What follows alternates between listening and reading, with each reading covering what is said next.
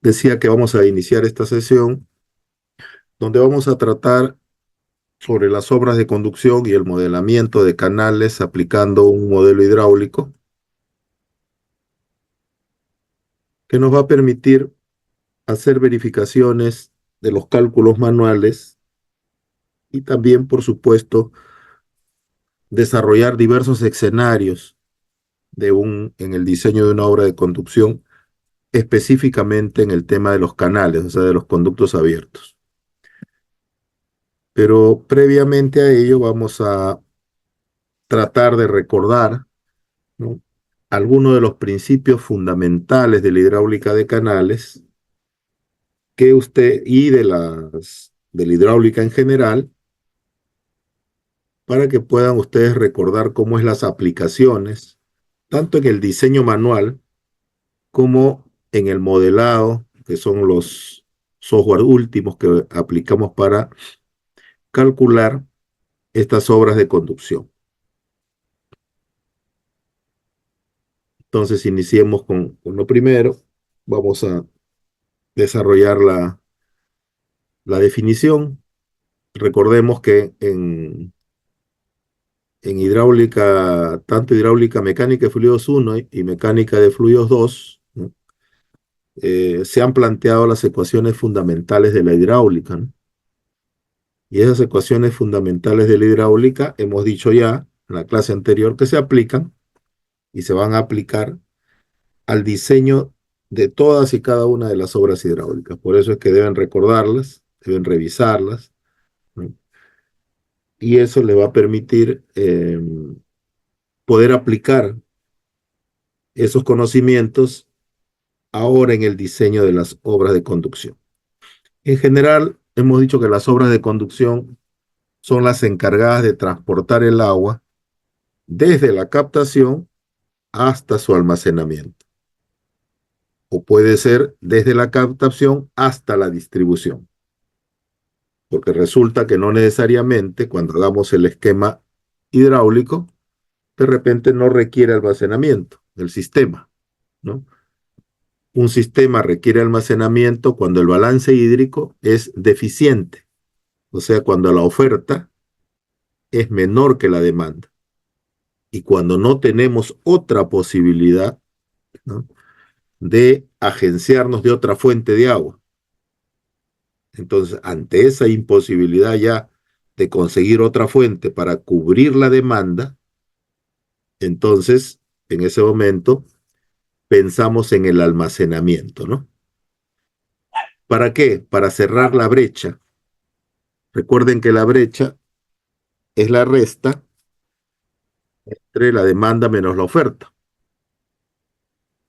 Y entonces, para cerrar esa brecha, entonces yo debo buscar otra fuente o, en el último de los casos, plantear una obra de almacenamiento.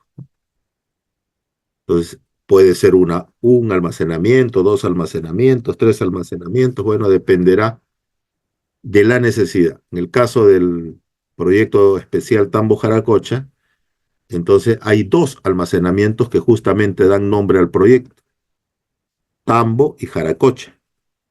Tambo es un reservorio natural con una presa de cierre de 55 millones de metros cúbicos de almacenamiento. Y Jaracocha, bueno, Tambo no está construido todavía. Y Jaracocha es una presa sobre una laguna ya existente, la laguna de Jaracocha, de 40 millones de metros cúbicos, pero bianual, ¿no? Bianual se llena. Y esos dos elementos ayudan a cerrar la brecha hídrica entre la oferta y la demanda para Ica. Por eso es que las obras de conducción son las que transportan entre estos dos puntos, entre la captación o almacenamiento, o entre la captación y la distribución directamente. En nuestro caso es captación, almacenamientos y almacenamiento, distribución. Entonces, por estos sistemas de conducción están constituidos básicamente por canales, hemos dicho, pero también algunos tramos utilizamos tuberías, ¿no?, ya dependiendo del volumen y de la dificultad que encontremos. Y también utilizamos lo que llamamos las obras de arte o obras complementarias, que no son otra cosa que estructuras que están sobre el canal o sobre la tubería, o sea, sobre la obra de conducción, hablando en general, ¿no? Pero donde el comportamiento del flujo es distinto. Ese comportamiento va a depender si el flujo es uniforme, gradualmente variado o rápidamente variado, ¿no? Que es lo que hemos aprendido en Fluidos 2, ¿no? Y en el caso de las tuberías, tenemos que las tuberías trabajan a presión y por lo tanto, las variaciones que se puedan surgir, ¿no? Dentro de la tubería a presión están más ligadas a la línea piezométrica, ¿no? Si la línea piezométrica cruza o no cruza la tubería, eso lo vamos a ver dentro de un instante. Entonces, en general, las obras de conducción también incluyen partidores, cámaras de presión, acueductos, partials, eh, rápidas, ¿no? Etcétera, etcétera, ¿no? Válvulas de regulación, etcétera. Entonces, cuando hablamos de las obras de conducción en general, no solamente nos referimos a un canal o a una tubería. Puede ser a solamente canal con obras complementarias o puede ser canal y tuberías con obras complementarias y accesorios, ¿no? Cada uno de ellos debe ser diseñado. Y a cada parte, lo hacemos por tramos. Cada tramo debe ser estudiado. Y los tramos los vamos a diseñar de acuerdo al número de pendientes a veces, ¿no? El primer, el primer parámetro que nos plantea diferencia de tramos son las pendientes. Cada vez que aparezca un cambio de pendiente o una pendiente diferente, se crea un tramo distinto. También el tramo distinto se puede crear por diversos revestimientos. Entonces, cuando cambia el canal de un revestimiento a otro, también se genera otro tramo. También se puede generar por tramos donde incluyamos tuberías. Entonces, ahí se genera otro, otro tramo. Entonces, a lo largo de 10, 15 o 20 kilómetros, podemos tener pues 100, 50, 80 número de tramos. Cada tramo debe ser calculado. Y esto se incrementa cuando aparecen estas obras complementarias, porque en ese momento la obra complementaria debe diseñarse específicamente y todo eso es lo que constituye el diseño de las obras de conducción. Algunas de ellas, las principales, las vamos a ver en las siguientes clases. Vamos a aprender a diseñar exclusivamente algunas de las principales.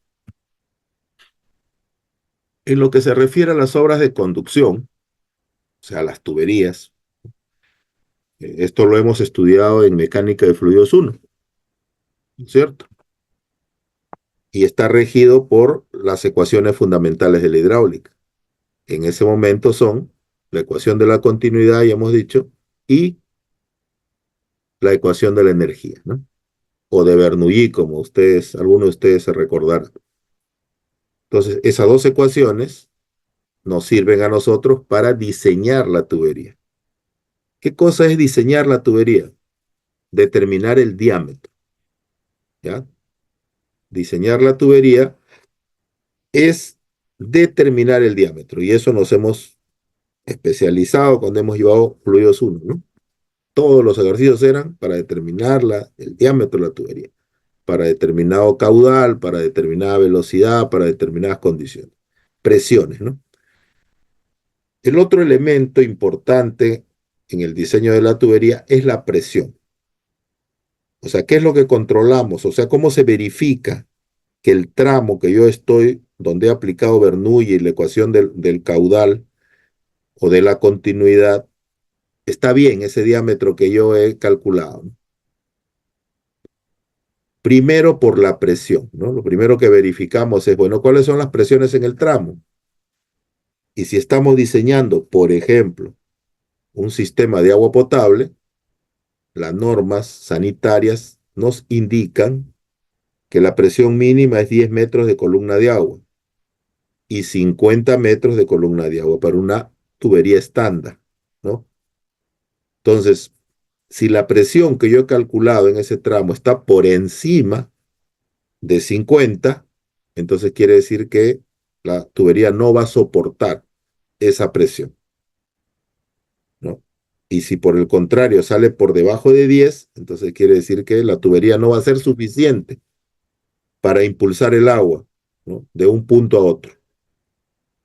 Entonces, el primer parámetro que verificamos para ver si el diámetro es correcto y si no hay que cambiar el diámetro y volver a calcular.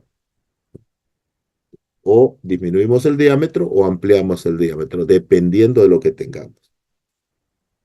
¿De dónde sale ese parámetro? De la ecuación de Bernoulli, ¿no?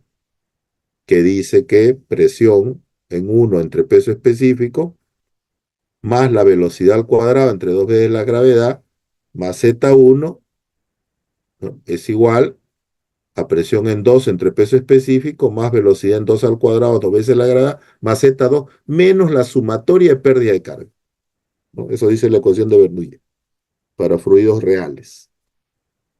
Recuerden que fluidos reales es cuando incorporamos la viscosidad, ya cuando incorporamos la viscosidad. Por eso aparecen las pérdidas de carga. Si no hubiera viscosidad, no aparecen las pérdidas de carga, serían cero.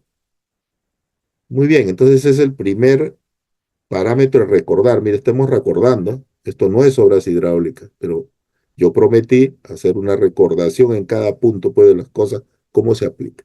El segundo parámetro son las velocidades, ¿no? Pues debemos verificar que las velocidades, ¿no? Estén por encima de la velocidad de sedimentación y por debajo de las velocidades de erosión. Y tenemos velocidades admisibles, ¿no? Por ejemplo, la velocidad mínima a considerar en el diseño de tuberías es 0,60 metros sobre segundo. En ningún caso debe ser menor. ¿Por qué? Porque si es menor, entonces se comienzan los sedimentos que a veces ingresan o que transporta la tubería, se comienzan a sedimentar, ¿no? Y entonces eso quita eficiencia y puede generar problemas en la conducción. Entonces, una segunda verificación, si nuestro tramo de diseño de la tubería es correcto, es a través de la velocidad. Y no debe pasar la velocidad máxima admisible. Esa velocidad máxima admisible, aquí tienen dos ejemplos nada más. Yo le estoy trayendo unos ejemplos. Esto no es, usted pone que ustedes ya saben y tienen todas estas tablas, ¿no?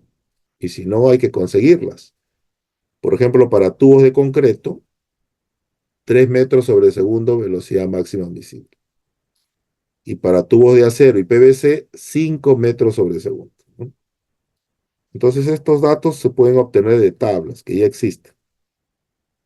Yo enfrento mi velocidad calculada en el tramo con la velocidad mínima de 0,60 y con la velocidad máxima, por ejemplo, si es PVC, de 5. Si estoy dentro de ese rango, ok. Igual, como dije en la presión, ¿no? Y finalmente tenemos un elemento que no se chequea, sino que es un elemento que define también a veces el diámetro de la tubería, que es el coeficiente de rugosidad. Entonces, como ahora se emplean tuberías de alta resistencia, entonces es necesario que conozcamos esos coeficientes de rugosidad. ¿Por qué? Porque con este coeficiente de rugosidad se calcula la pérdida de carga por fricción, con SF, ¿no? Pérdida de carga por fricción es igual a F por L sobre D por velocidad al cuadrado entre V veces la gravedad. Esa es la fórmula de Darcy-Weisbach, ¿no es cierto? Para el cálculo de pérdida de carga por fricción en tuberías. Entonces, miren, así haciendo un pequeño nomás pincelazo, como se dice, de hidráulica de tuberías o hidráulica de conductos cerrados, hay varias cosas que debemos recordar, que ustedes deben recordar y repasar, ¿no? Si van a diseñar un tramo de la obra de conducción con tuberías. Quiere decir que esos conocimientos los tienen, ¿no? Lo que ahora hay es que aplicarlos. En el caso de los canales, o sea, de los conductos abiertos. Entonces, esto se estudia en mecánica de fluidos 2, cuyo curso también tiene por nombre hidráulica de canales o hidráulica de conductos abiertos. En este caso, vamos a recordar un poquito más porque las obras de conducción que estamos analizando, que son para riego, mayoritariamente se diseñan con conductos abiertos como los canales que ven ustedes a la derecha. Un último comentario que podría hacer con respecto al diseño de tuberías es en qué momento colocamos en la obra de conducción las tuberías, ¿no? Entonces, a veces encontramos tramos que tienen demasiada roca, ¿no? Y entonces volar, planificar la voladura de todos esos tramos, a veces incrementa demasiado, ¿no? El presupuesto, demora mucho, hay que tener muchos especialistas. Entonces, algunos ingenieros diseñadores sustituyen ese tramo, que se supone que es con un canal, por una tubería. Y no hacen ninguna voladura, la llevan la tubería colgada por el desfiladero, perforan soportes metálicos y colocan abrazaderas y de esa manera llevan. Es un trabajo bastante complicado, peligrosísimo. A veces tienen que descolgarse 30, 40 metros desde arriba los operarios. Pero lo hacemos, ¿ya? O sea, si eso está diseñado así, hay que ejecutarlo. Esa es una de las oportunidades en que se sustituye un tramo de canal por una tubería. El otro momento en que colocamos un tramo de tubería es cuando tenemos presiones muy altas, o sea, perdón, velocidades muy altas, ¿no? Donde hay que colocar una rápida, pero a veces la rápida habría que colocar 3, 4, 5 rápidas, es demasiado, a veces el cambio de desnivel en corta longitud. Entonces, para salvar ese tramo, entonces también colocamos una tubería con sus respectivos cámaras rompepresión, porque se va a generar altas presiones también, ¿no? Entonces colocamos varias cámaras rompepresión y salvamos ese cambio brusco de desniveles que se puede encontrar en el diseño, ¿no? Entonces son los dos momentos, o sea, más comunes que nos permiten sustituir un tramo de canal por una tubería, ¿no? Y en el caso de obras complementarias o obras de arte, utilizamos la tubería cuando diseñamos un tramo de sifón, un sifón. ¿Cuándo se utiliza un sifón? Bueno, hay dos maneras de pasar una quebrada. Que el canal pase una quebrada, hay dos maneras. O pasamos por arriba o pasamos por debajo. Si pasamos por arriba, se genera una obra de arte que se llama acueducto, que han visto su foto por ahí al inicio, ¿no? Es el canal que va por encima y que tiene columnas de apoyo. Entonces, hay que pensarlo bien, ¿no es cierto? Porque la quebrada se puede activar y puede socavar y puede hacer varias cosas. Entonces, hay que ver dónde se coloca eso realmente, ¿no? Si es una quebrada que se activa muy intensamente, tiene grandes velocidades, no es recomendable. Ahí no es recomendable. En cambio, si tiene pendiente suave y sabemos que va a pasar agüita nomás, entonces ahí sin ningún problema colocamos el acueducto. Pasamos por encima. El otro momento es pasar por debajo. Entonces ahí pasamos con un sifón invertido. A ver, vamos a utilizar acá el dibujito que está aquí. Aquí esta foto que está en la parte superior, ¿no? Entonces vamos a suponer que el canal viene por aquí y entonces cruzamos, pues. Estamos por acá, canal continúa, ¿no? Y aquí colocamos columnas de apoyo con sus cimentaciones, ya todo es tema estructural, ¿no? De apoyos y soportes. Y el agua pasa por aquí, pues, claro, como los acueductos romanos. Entonces, esa es una de las maneras tradicionales de, de cruzar del canal cruce una quebrada.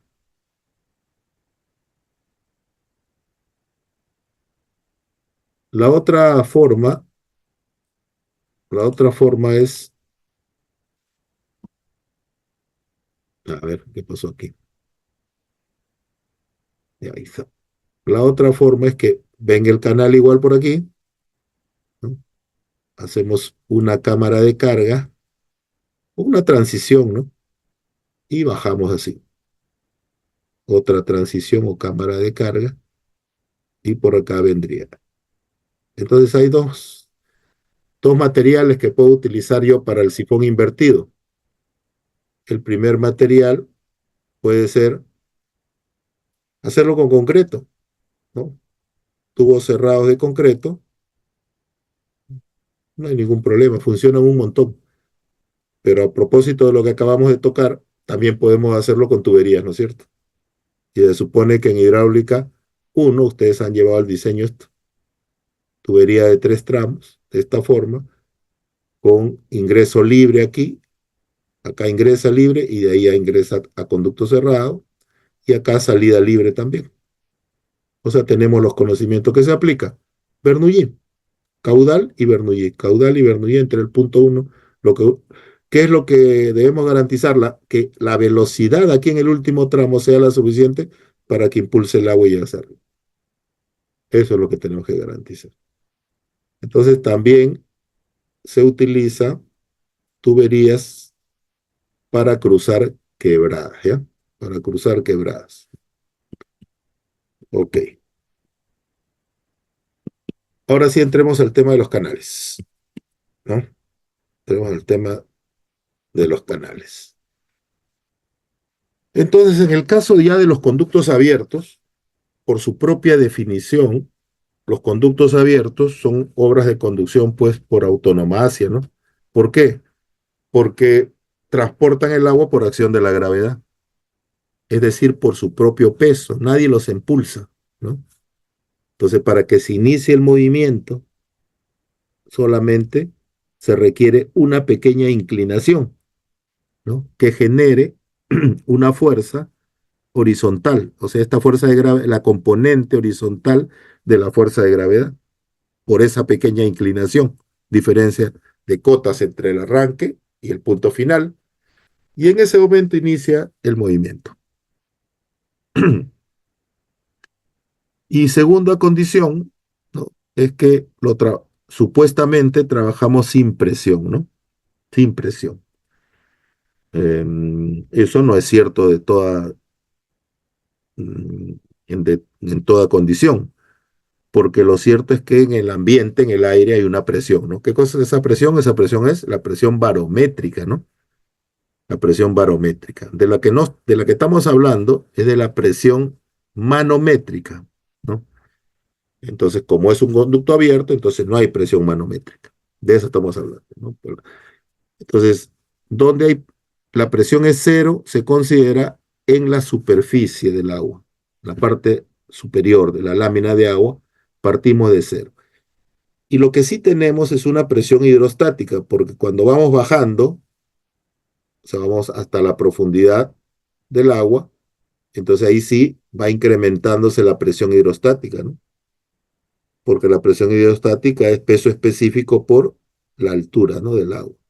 Entonces, ante mayor sea la altura del agua, si la altura del agua es cero, la presión será cero y de ahí irá incrementando hasta el fondo. A eso se refiere cuando dice que ningún tipo de presión, ¿no? A la presión manométrica interna, no hay. ¿Cómo clasificaríamos los canales? A ver, recordando un poquito, canales naturales y canales artificiales, ¿no? Entonces, este canal que ven arriba es donde se activa la quebrada de la Yesera, donde se inicia el Huayco de los Molinos.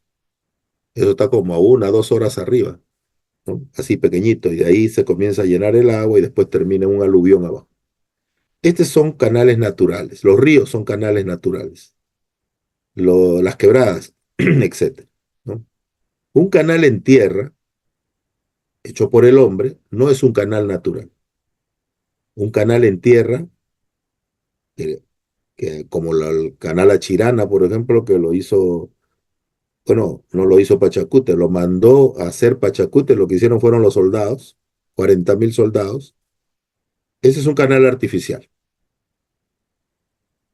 Lo digo esto porque siempre hay confusión.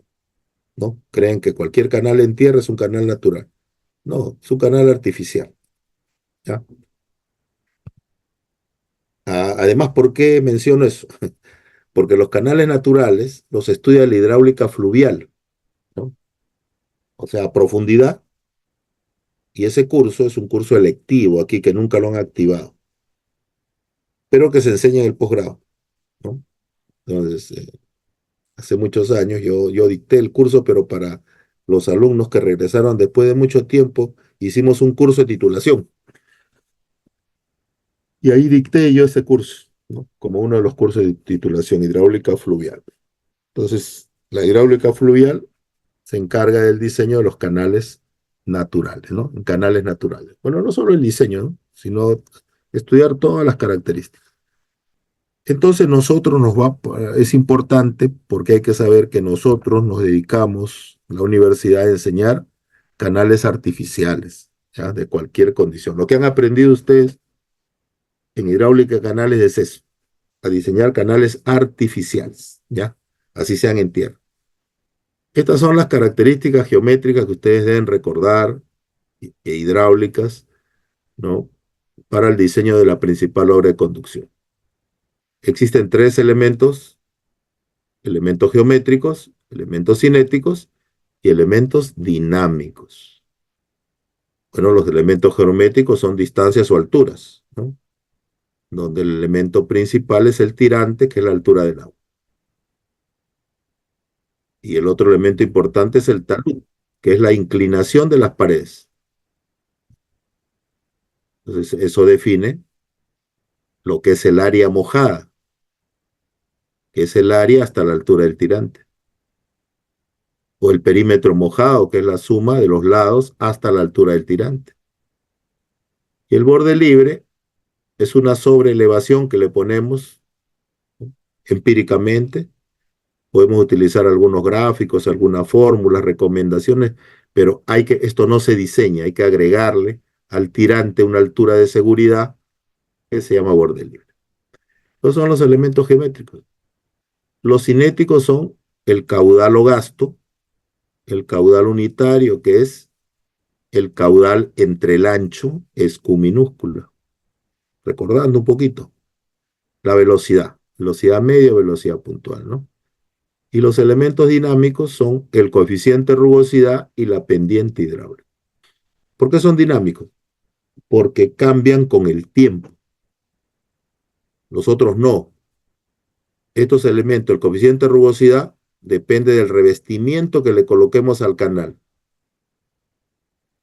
Y conforme pasan los años, ese revestimiento, el roce de las partículas líquidas con el revestimiento, lo vuelve más rugoso, más viejo, ¿no? Lo va creando más poroso y eso incrementa la rugosidad. Por eso es un elemento dinámico, porque a los 10 años ya usted no puede considerar el mismo valor, ni a 15 ni a 20, ¿no? La rugosidad va tomando mayor valor conforme pasa el tiempo. Y la pendiente hidráulica es lo mismo, porque así como las paredes erosionan, el fondo también. Entonces, sigue el mismo proceso. Entonces, a ambos, por eso se les considera elementos dinámicos y no hay que olvidarlo. ¿Cuándo? Cuando ustedes vayan a inspeccionar un canal, que lo primero hay que preguntar cuántos años tiene el canal. Y después de saber ese dato, hay que calcular la rugosidad. Hay una fórmula, ¿no? En función del tiempo, depende de los cuántos años, ¿no? El coeficiente alfa, de coeficiente de variabilidad. Hay una formulita muy sencilla por ahí que permite calcular la rugosidad a cualquier número de años, ¿no? Bien, ¿cómo calculábamos los canales? Aplicando la fórmula de Manning, ¿no? Pero esto solamente funciona para flujo uniforme. Cuando ustedes diseñan la obra de conducción, que es el canal, el elemento principal, se puede presentar el flujo de tres formas. Esto lo hemos aprendido en hidráulica de canales también. Puede ser el flujo uniforme, el flujo gradualmente variado y el flujo rápidamente variado. el uniforme, más o menos los parámetros hidráulicos no varían, especialmente el tirante, ¿no? El tirante es igual a lo largo de todo el tramo, ¿no? Pero para que haya flujo uniforme, la velocidad tiene que ser muy bajita, y para que la velocidad sea bajita, la pendiente tiene que ser baja. Entonces hay una correspondencia ahí. Nos gustaría que todo el canal lo podamos diseñar en flujo uniforme, ¿no? Eso sería lo mejor que nos puede pasar, pero la realidad es otra, ¿no? La complejidad de nuestro sistema geográfico en la mayoría del país no es así, pues nuestra configuración es muy caprichosa. Y entonces tratamos, cuando diseñamos, cuando trazamos el canal en planta, el recorrido, entonces tratamos de que esto suceda. ¿Y cómo lo hacemos? Porque tratamos así como en carreteras, ¿no? De que el tramo que cruza entre curva de nivel y curva de nivel sea lo más largo posible. ¿Para qué? Para que la pendiente sea baja. Porque si ustedes cruzan una curva de nivel y otra con la menor longitud, lo que van a generar ahí es una pendiente altísima, ¿no? Porque recuerden que la pendiente es la diferencia de alturas entre la longitud. O sea, la cota mayor menos la cota menor entre la longitud de recorrido. Y entonces en hidráulica lo que se va a generar es una rápida. ¿Y qué cosa es una rápida? Es un tramo del canal con una pendiente alta. ¿Qué va a pasar allí? Que ya no va a haber flujo uniforme.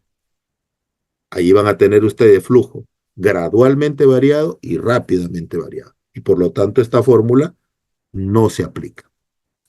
Ya no funciona. Ahí hay que aplicar los otros conocimientos que yo voy a recordarles rápidamente en estas diapositivas.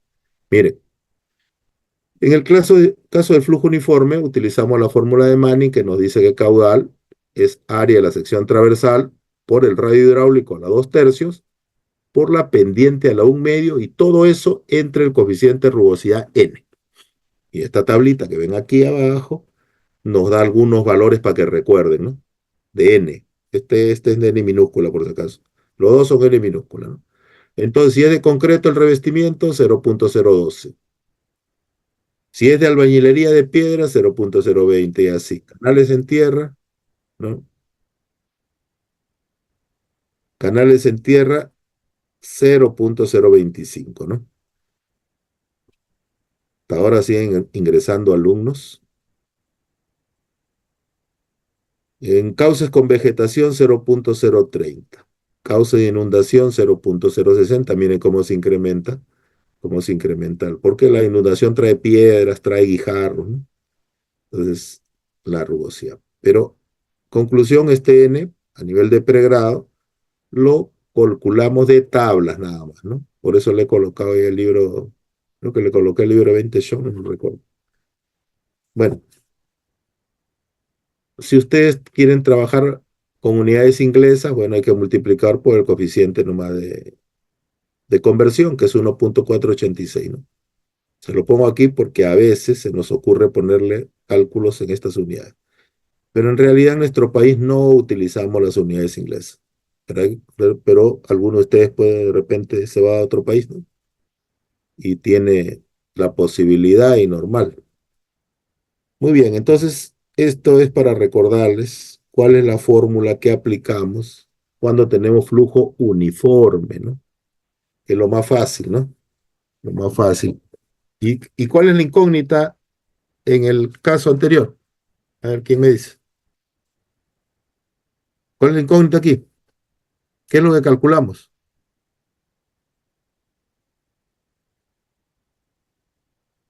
A ver, de los 25 alumnos que hay en clase, ¿El caudal?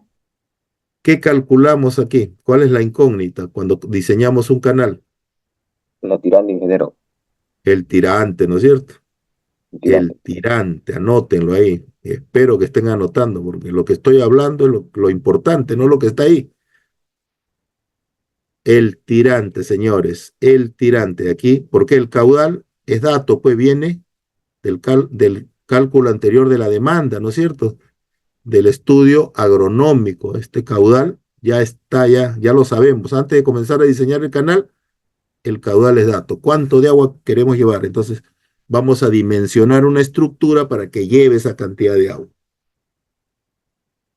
La pendiente también es dato. ¿Por qué? Porque viene de los planos topográficos, vamos a hacer el perfil longitudinal, vamos a definir los tramos y ahí en el tramo sale la pendiente.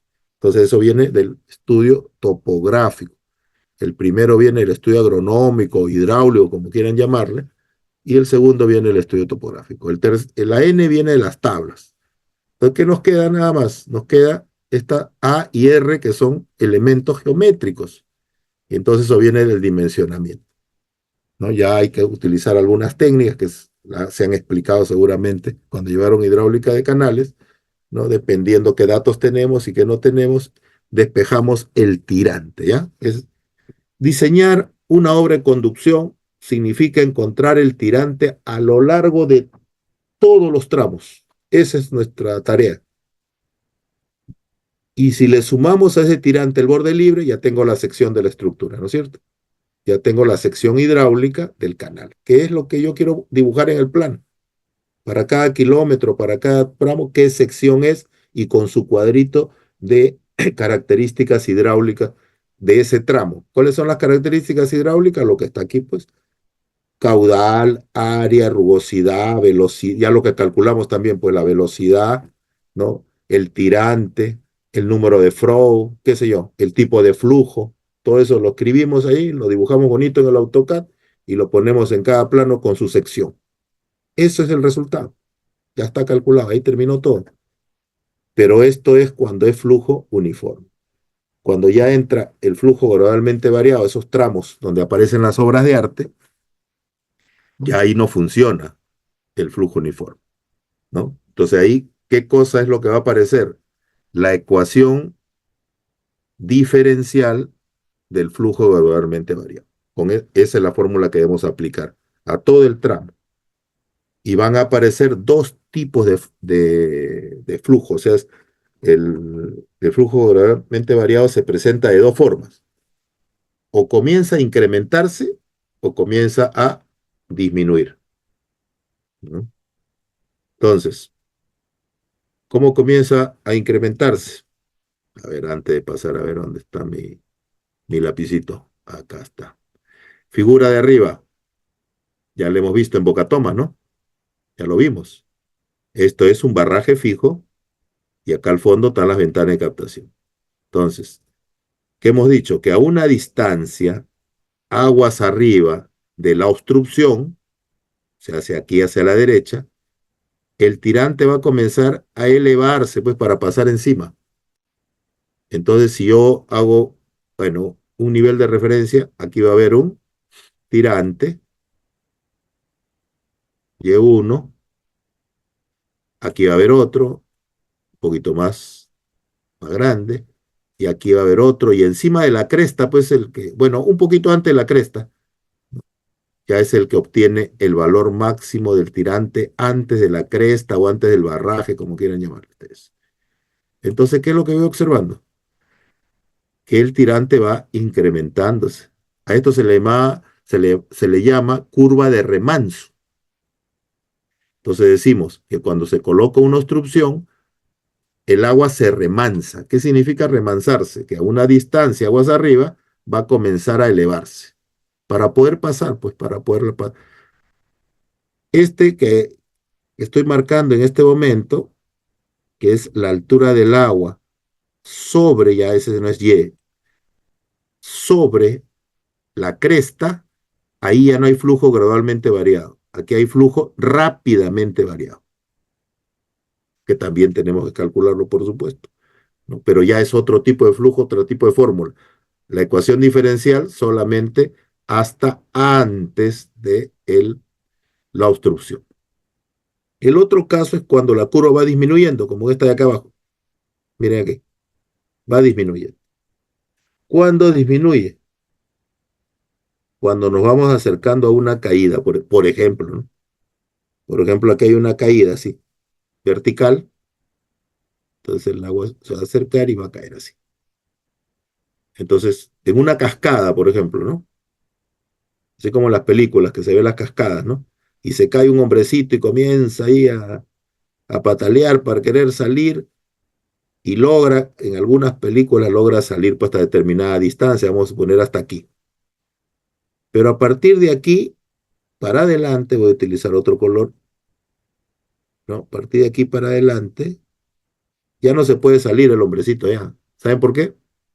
Porque se genera una distancia antes de la caída, lo que se llama la velocidad de aproximación. O sea, se incrementa la velocidad, ¿no? Y es lógico, ¿no es cierto? Porque hemos dicho que cuando la pendiente se incrementa, el tirante disminuye. Es una de las características que se producen y lo podemos ver en cualquier canal, ¿no? Ustedes pueden ver en un canal que tiene así una pendiente muy pronunciada, que inicia con un tirante y luego va disminuyendo hasta pegarse casi al fondo.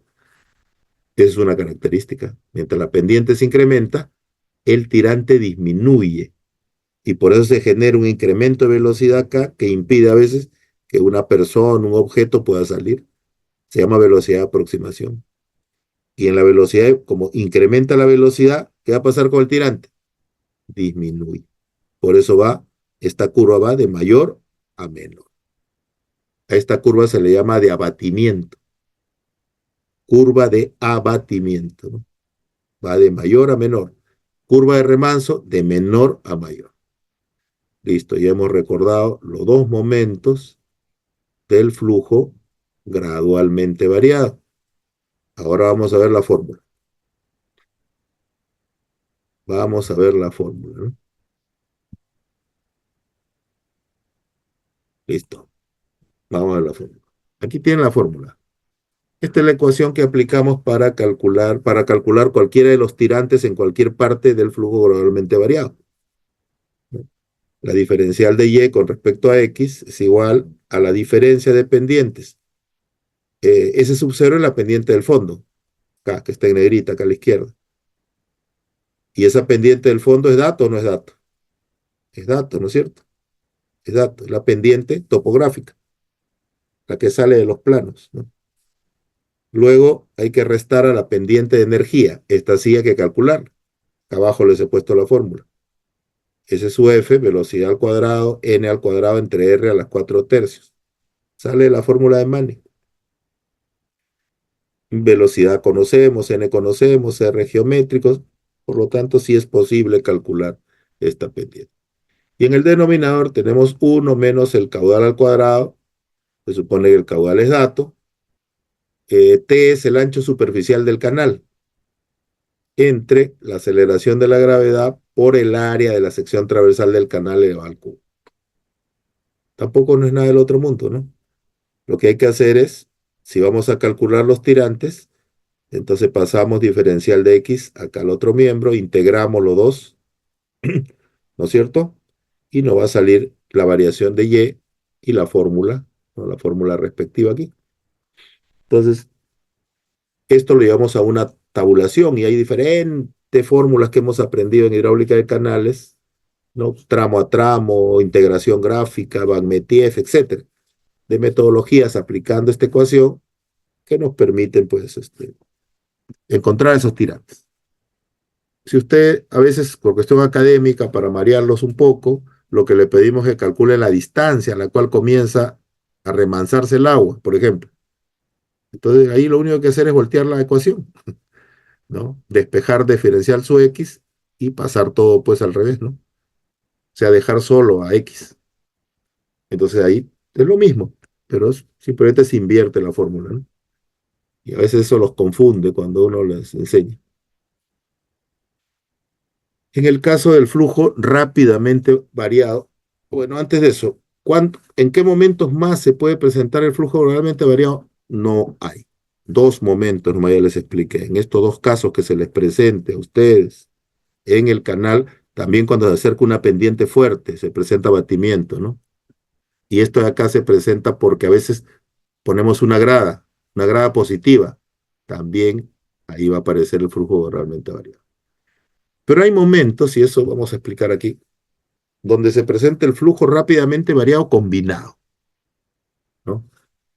Entonces, el flujo rápidamente variado, a diferencia de los anteriores dos, solamente se presenta en un instante, en un diferencial de tiempo, ¿no? En este caso, por ejemplo, se presenta eso de los dibujos que están ahí, eso se va a presentar, como les dije, aquí, ¿no?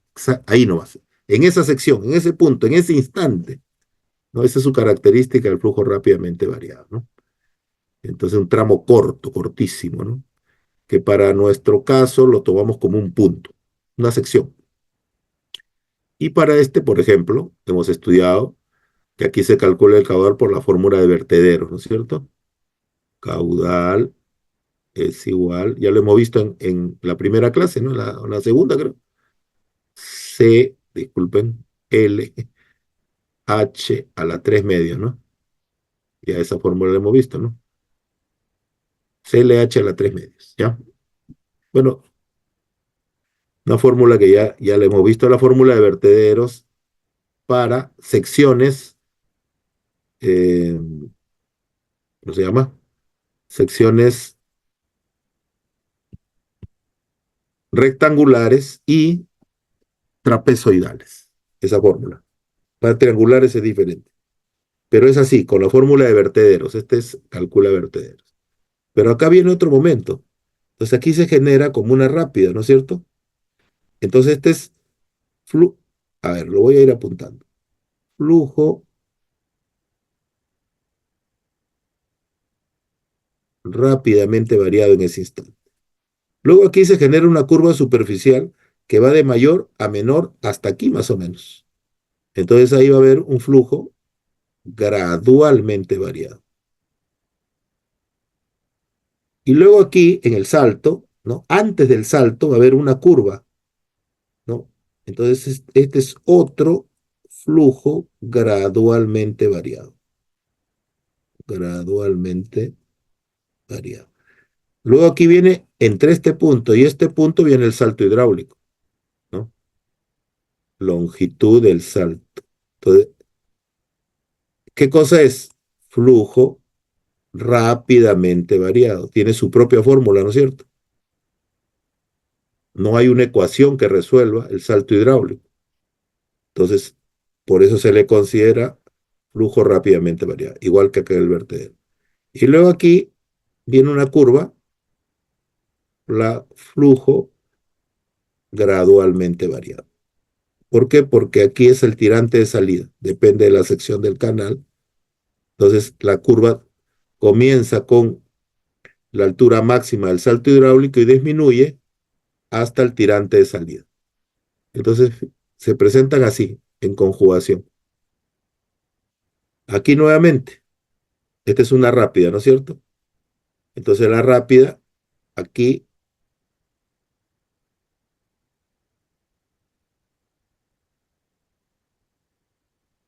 en este momento, el tirante normal va hasta aquí, ¿no? Tirante normal, o sea, flujo uniforme, tirante normal. Flujo uniforme, tirante normal.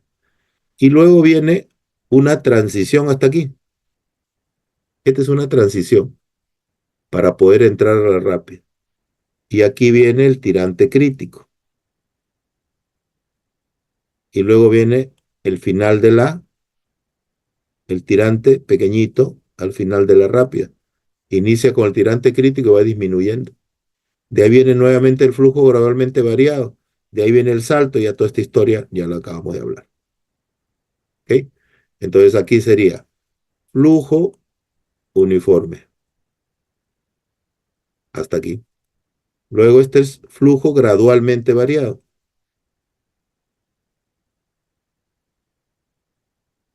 Aquí nuevamente flujo gradualmente variado, ¿no?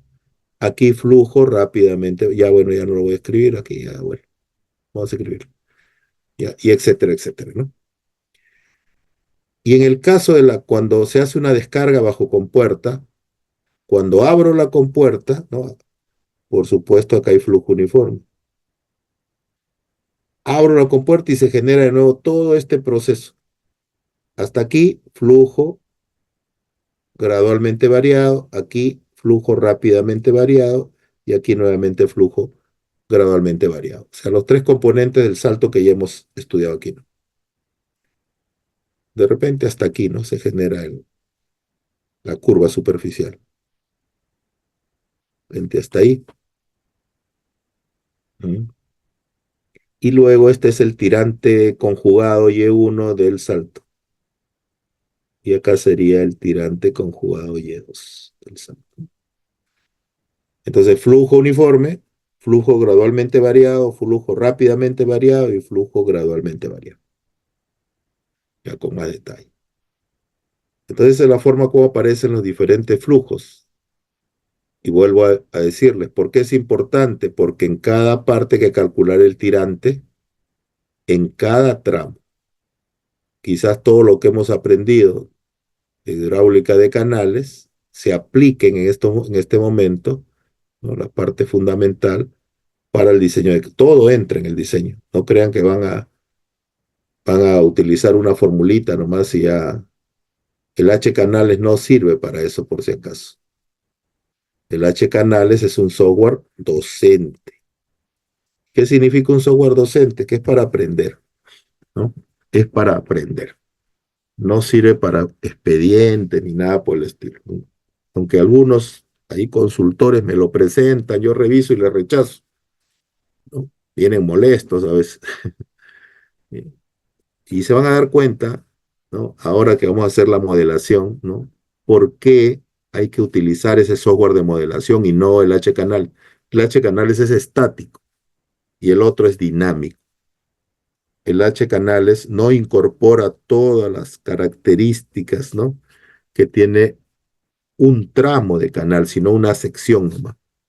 En cambio, los software de modelación incorporan cientos y hasta miles de tramos y todas esas características que se amplía, se reduce, etcétera, ya las tiene en mente. Inclusive las incorpora un puente, un acueducto, una alcantarilla, ¿no? Todos esos elementos distorsionan el flujo, el tirante en el canal. El H canales no puede, pues es imposible que lo haga, ¿no? Y los programas de modelación incorporan todos y en un solo momento. No lo hacen por partes, en un solo momento lo analizan, todo de corrido. Entonces, lo que pasa aguas arriba con lo que pasa intermedio y lo que pasa aguas abajo, todo tiene una relación, ¿ya? Muy bien, aquí les va a quedar para recordarles nada más, bueno, en el caso de flujo rápidamente variable, dije que en cada tramo para calcular el tirante tiene su propia fórmula. Y aquí recordarnos ahí un poquito, pues ahí tiene. Cómo se calcula el tirante en el salto hidráulico. Conociendo el Y1, calculamos el Y2 utilizando esta fórmula para secciones rectangulares. Si queremos saber la longitud del salto, ahí tienen una de las tantas fórmulas que existen. En el flujo bajo compuertas, que ya lo hemos visto hace poquito en la clase de bocatomas, ¿no? Acá está la fórmula, tal cual, lo hemos visto. Ahí está el mismo dibujo. Y ahí está para recordarle el caso de vertederos. Ah, y puse también el caso de vertederos triangulares por si alguien, ¿no? Por alguna razón quiere colocar intermedio del canal un vertedero que lo colocan, ¿no? Triangular. Bueno, ahí está la fórmula. Muy bien, creo que eso ha sido un repaso muy compacto, pero creo que he tocado las partes más importantes para que ustedes puedan recordar, ¿no? Todo esto y reforzar un poco más con los libros o los textos que tengan, ¿no? Para poder entrar a lo que sí nos interesa en obras hidráulicas, al modelamiento, al diseño y modelamiento de canales, ¿no? Aplicando métodos, modelos hidráulicos, ¿no? Este es el modelo que vamos a usar por ahora, es el GEC-RAS, y el GEC-RAS es un modelo que fue hecho por el Cuerpo de Ingenieros de los Estados Unidos hace ya un montón de años y lo entregaron gratuitamente para que la gente de la especialidad pueda utilizarlo, ¿no? Ese es un aporte realmente, no, es gratuito, hay que entrar a la página, descargarlo, y pueden descargar hasta la última versión con todos sus componentes, ejemplos, y siguen apareciendo más versiones, ¿no?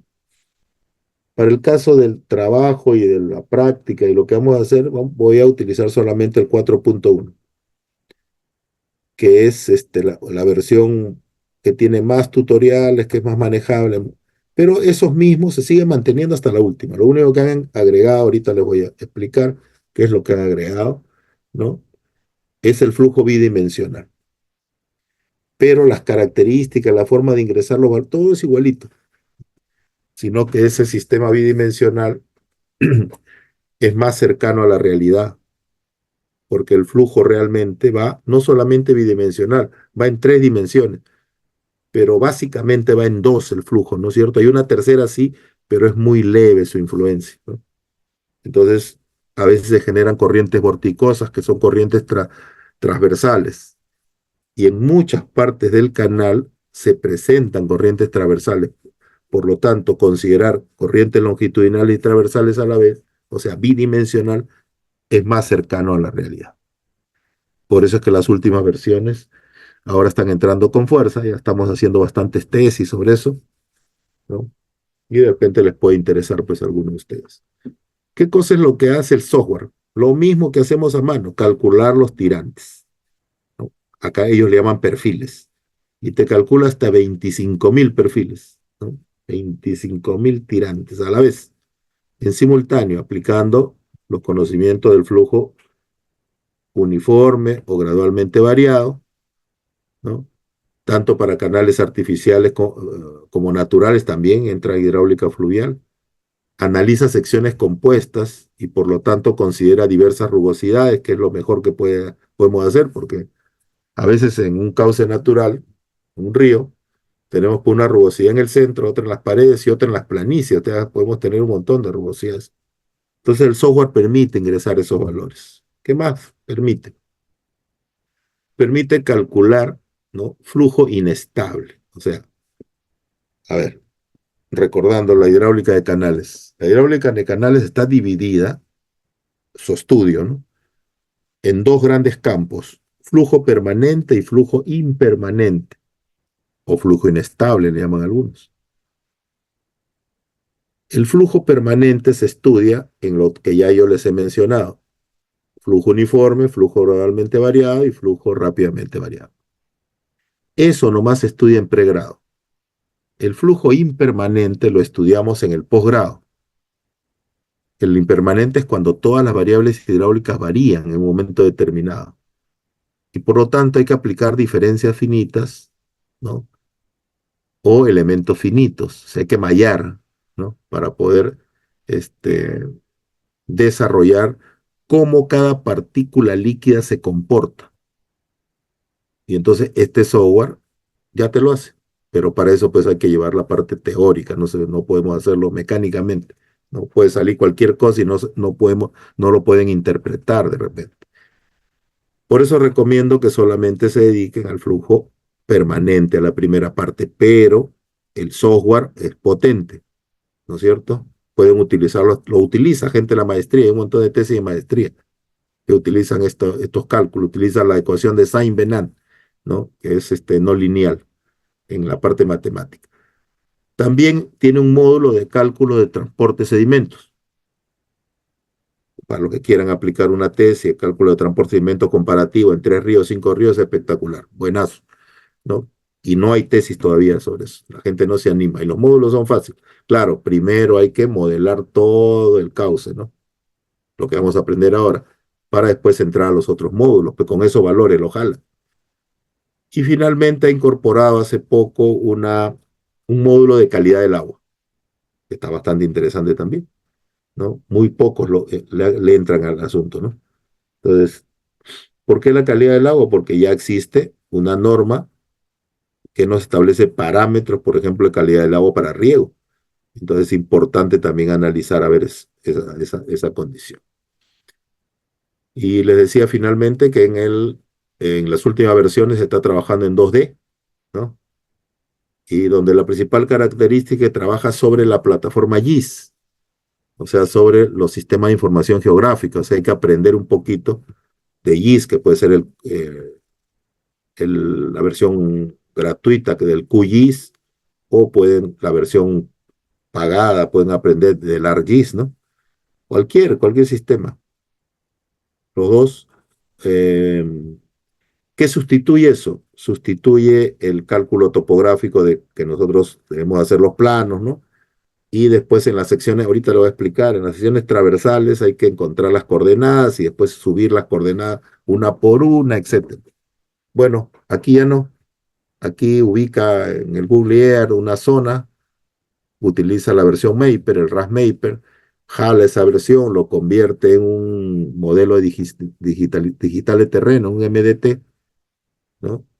Y automáticamente tú marcas el eje del río y te saca todas las secciones transversales que tú quieras de la realidad. Y te traslada las coordenadas ya calculadas a tu sistema geométrico. En realidad, para lo que hemos comenzado trasteando desde las versiones antiguas, es algo bastante bueno lo que hace ahora. Nos ahorra días y días de trabajo. Ahora se van a dar cuenta ustedes. ¿Por qué? Muy bien, ya hablé de estas cosas. Esta es la sección transversal. Bueno, calcula todos esos módulos, ahí pueden leerlo ustedes. Y en las salidas te permite salidas gráficas como salidas en tablas, ¿no? De todos los parámetros, como les digo, que quieran. Por ejemplo, aquí en esta vista tridimensional, entonces se ve pues un puentecito, ¿no? Un puente más grande, un acueducto aquí. Y esa influencia de estas estructuras, él las asimila en el cálculo del tirante, ¿no?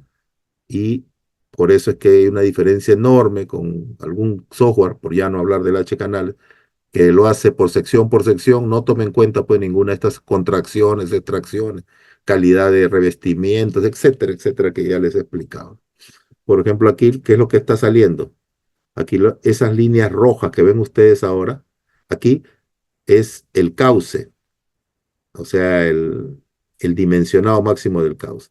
Y como pueden apreciar, en algunas cotas el agua se sale ¿no? Se sale por encima de esa línea roja, quiere decir que estas son planicies inundadas. Aquí se está inundando, se está desbordando. O sea, hasta antes del primer puente que está en la parte superior, el agua todavía se mantiene. Pero la influencia de este elemento hace que en el tramo siguiente el agua se desborde menos. Y por supuesto con el segundo, con más razón, ya el desbordamiento está también en los dos márgenes, ya después de él. Eso es lo que está provocando estas estructuras en el río, ¿no? Y provoca estos. Después ya cuando entra el acueducto, miren, nuevamente sí se encausa, ¿no? Entonces eso permite analizar también planicie de inundación. Es otra de las tesis que pueden hacer, calcular las planicies de inundación que puede provocar una quebrada, un tramo de río en algún lugar del Perú, no lo sé, ¿no? Esto permite este software. Y acá abajo lo que ven es una alcantarilla, ¿no? Que es un pase transversal al canal. ¿Para qué? Para que entren peatones, para que entre un carro, un vehículo, ¿no? De repente hay un pueblo aquí y el canal está en la entrada y hay que pasar por encima, entonces hay que poner una alcantarilla. Lo que produce la alcantarilla es que el agua pueda pasar directa, ¿no es cierto? El canal, mejor dicho, el agua del canal. Pero si se dan cuenta, al modelarlo, entonces ha habido un incremento del tirante y una bajada, aquí se ve. No se ven acá, las secciones transversales, ahí está, acá abajito. Entonces, en la alcantarilla el agua pasa así. Y ya hemos estudiado por flujo en conductos parcialmente llenos que debe llenarse solo el 75%, ¿no? Para que funcione como un tramo cerrado, funcione como un canal, ¿no? Y luego hay o sea, mejor dicho, se baja el tirante, se eleva aquí y vuelve a bajar, ¿no? Y todo eso nos lo da el programa, nos muestra cómo se ve el tirante está por debajo de las líneas, de los puntos rojos, funciona bien. Esta de acá son las salidas en las tablas, como ya le dije, y esta es la página a la que deben acceder, las descargas que les recomiendo por ahora que practiquen. No hay ningún problema que utilicen las últimas tampoco, pero van a tener esa dificultad, que cuando vayan a las salidas no le va a salir esa salida que yo les estoy mostrando, gráficos, porque ya no están. Las salidas van en función del GIS, ¿no? El GIS, Sistema de Información Geográfica. ¿En qué trabajos preliminares tienen que hacer para poder trabajar el GERAS? Dos trabajos preliminares, ¿no? Creo que lo expliqué al inicio. Primero son los estudios topográficos para tener las secciones transversales del cauce y luego los caudales de diseño. En el caso de las secciones transversales, esto hay que trabajarlo antes. Hay que conseguirse los planos de secciones transversales, luego hay que grillarlo, ¿no? O en un papel milimetrado lo pueden trasladar y encontrar o determinar, no encontrar, determinar estos puntos coordenados, ¿no? Que ustedes los definen, cuántos quieren, ¿no? Acá en este ejemplo se ha colocado 2, 4, 6, pero mientras más puntos ustedes determinen, la sección va a quedar mejor definida. Y eso ayuda, ¿no? Al mejor cálculo del tirante. Mientras menos puntos, más error. Entonces por acá lo puse. Mientras más puntos se reduce el error, ¿no? Entonces, en cauces naturales nosotros ponemos 20, 25, 30 puntos por 200 secciones, imagínense, ¿no? Y esto hay que trasladarlo a un cuadrito Excel y ahí poner XY, porque así es como va a ingresar al sistema, ¿no? O sea, en encontrar aquí 0,797, este de acá, 4,2, porque está en la primera línea, con 700 también abajo está en la primera línea, y así sucesivamente, y ubiquen los puntos también lo más real, pues, ¿no? Y esto hay que hacer sección por sección, encontrar sus ejes coordenados de todos los puntos que ustedes identifiquen, ¿no? Para poder describir la sección. Como les decía, eso es pues lo que más nos demoraba, 2 o 3 días trabajábamos antes. Ahora trabajando en la última versión, bueno, lo hace el Sistema de Información Geográfico, ¿no? Con el módulo este, el RiseMap. Por ahora aprendamos de menor a mayor, no vuelen, tranquilos nomás, ¿ya? Y los caudales, se supone que debemos hacer un estudio hidráulico anterior del cauce o del canal o datos históricos que ustedes quieran diseñar y pueden aplicar cualquiera de los métodos que vienen de la hidrología, lo han ustedes estudiado en hidráulica urbana 2, ¿no? Todos los métodos de cálculo de caudales sabidos y por haber, dependiendo qué tipo de canal es el que van a calcular, ustedes lo aplican. Si es un canal artificial, bueno, con sección, etcétera, pueden aplicar pues Manning. Pero si es un canal en tierra, que es lo que yo les voy a pedir, entonces hay que utilizar un método, aunque sea de medición directa, ¿no? O de medición por sección, qué sé yo. Hay que utilizar algunos métodos que nos permita calcular el caudal para varios periodos de retorno, ¿ya? Para varios periodos de retorno. Y luego que tenemos esos dos valores, ya podemos entrar al programa. Sin esos dos valores no se puede, ¿ya? Hay que hacer esos cálculos. Esta es la ventana principal, el programa es muy modesto realmente en su presentación, ¿no? Y el procedimiento para desarrollar el modelo solamente tiene 6 pasos. Primero, crear el nuevo proyecto. Segundo, introducir los datos geométricos. Tercero, introducir los datos de los caudales y las condiciones de contorno. Cuarto, crear el plan de trabajo y correr el programa. Y quinto, observar los resultados. Y sexto, imprimir. Entonces, los cuatro primeros, el punto 2, 3 son los fundamentales. El 4 también podríamos decir el 2, 3 y 4. Los demás son complementos. Muy bien. Preguntas. ¿Hay alguna consulta antes de ingresar a presentarles un ejemplo de la modelo, antes de presentarles el software? Y listo. Continuamos entonces. Listo, seguimos entonces. Ya, vamos, vamos, vamos. Entonces, para poder utilizar las funciones básicas del GEC-RAS, vamos a utilizar este ejemplo de aplicación. Y como su nombre lo indica, es para conocer nada más las funciones, ¿no? Más importantes que tiene el GEC-RAS. ¿Se puede leer ahí a ese tamaño? Sí, míralo. Sí, ya, perfecto. Ah, puedo hacer otra. Ah, no, no puedo salir pues del. Pero creo que está en la plataforma, ¿no? Sí, ingeniero, ya lo De ahí la reviso. pueden bajar, ¿ya? De ahí bájenla, ¿ya? De ahí bájenla. Bien, entonces, ¿cómo comenzamos? comenzamos primero crear aquí, file, crear el nuevo proyecto, ¿no? Pero antes de eso, una recomendación. Aquí en la parte inferior derecha ustedes ven que las unidades que están por default son unidades inglesas, ¿no? Unidades norteamericanas, United States. Entonces, para cambiar esto, nosotros debemos trabajar con unidades métricas. Para cambiar esto a unidades métricas, o sea, sistema internacional, ¿no? Aquí opciones, option, sistema de unidades, aquí picamos sistema internacional y le damos OK, le decimos sí, y aquí miren, acá en la parte inferior derecha ya cambió. Listo, eso hagan preliminarmente, ¿eh? Porque si no le va a salir datos distintos. Luego entramos a File, nuevo proyecto, le ponemos ejemplo 2, ¿ya? Y aceptamos.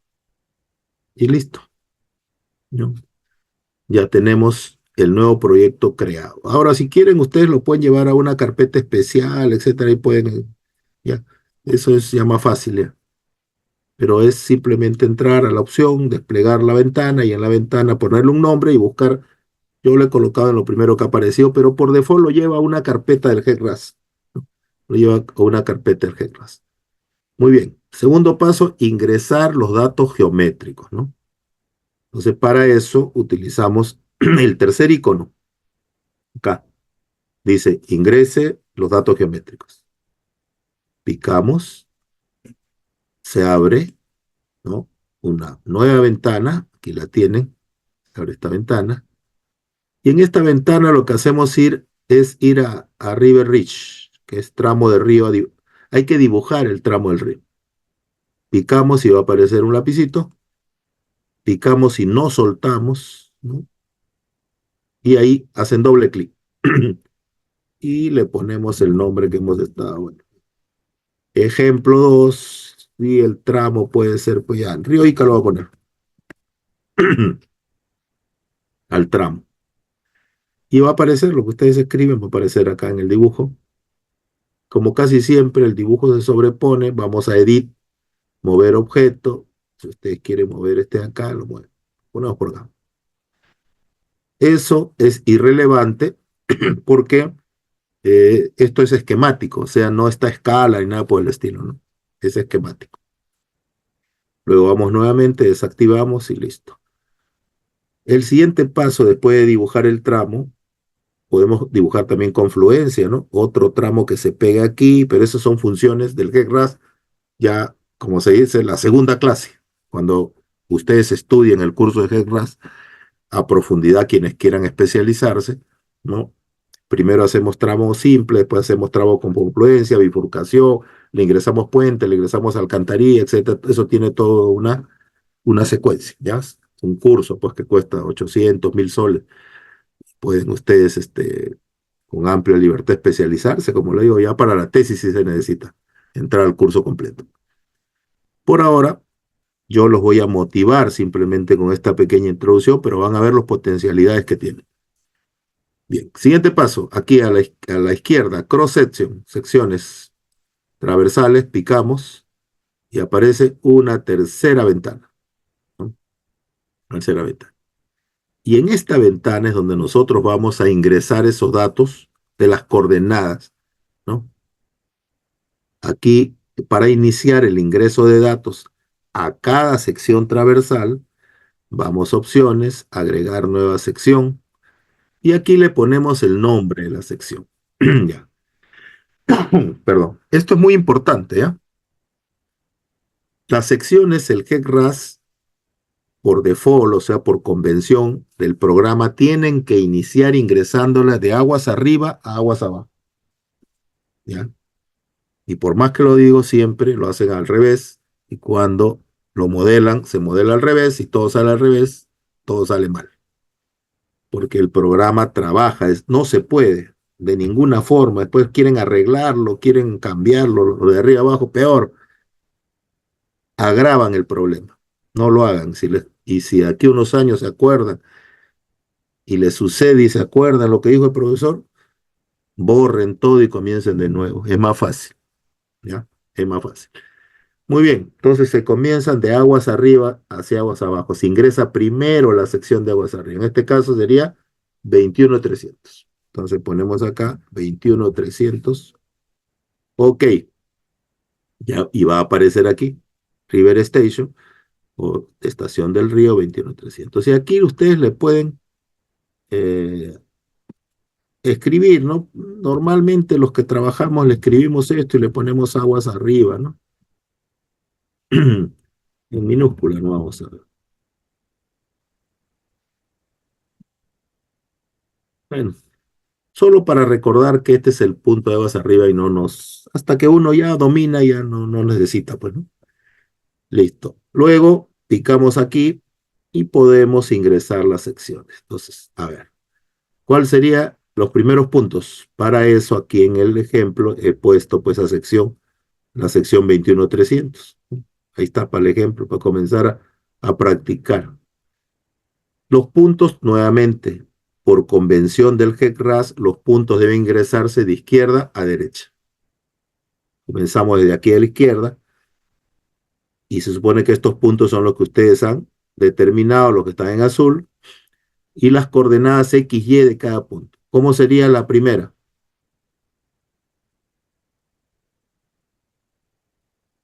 ¿Cuánto sería? ¿Cuánto en X? 0. ¿Y en Y?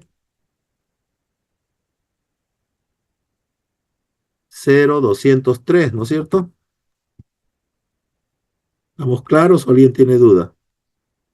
Las coordenadas de Sí, este señor. primer Está bien. punto es azul de la izquierda. ¿Se entendió? Sí, ingeniero. Sí, Está bien. Estamos partiendo de X, que es 0 acá abajo, y en Y 203, ¿no es cierto? Luego el siguiente punto, ¿cuánto sería? Ahí 3 más en rápido. X, 3 en 3, X y en 203. 103, ¿no? Y ahora sí podemos ir más rapidito ya. Siguiente. Ya ustedes tienen la hojita 5 ahí, ¿no? 5 en X, 0 en Y. No, ¿cómo va a ser 0? ¿O no? Sí. A ver, si esto es 203, este es 200, Ah, la resta. Ah, sí, sí, sí. Me equivoco. abajo es Sí, 200. sí. Ya, seguimos. Siguiente punto, 9 9 con y 200. 200. Ya esa es la base. Sigue. El siguiente. Estamos aquí. De acá arriba. Todos 11 puntitos en azul. 11 y con 203. 203. Y el Ujú. último, 14 y 200. 14 en X y 203. 14 y 203. Correcto. Muy bien, ya hemos terminado la parte más difícil, ¿no? De ingresar los puntos con cuidado. Si ustedes se les escapó porque eso es muy rápido, le pusieron una coma o se le fue otro número, le va a salir un zaparrancho acá. Aquí, miren. Cuando yo haga aplicar datos, ahí va a salir la sección. Pero eso lo vamos a hacerlo todavía después de que terminemos esta parte central. Entonces, una vez, vayan así en orden. Una vez que ingresamos los datos de la sección, las coordenadas, vamos a la parte central. Aquí en la parte central debemos ingresar, dice Downstrand-Richlich, el tramo, la longitud del tramo, aguas abajo. O sea, la siguiente sección transversal. ¿Cuánto está la siguiente sección transversal?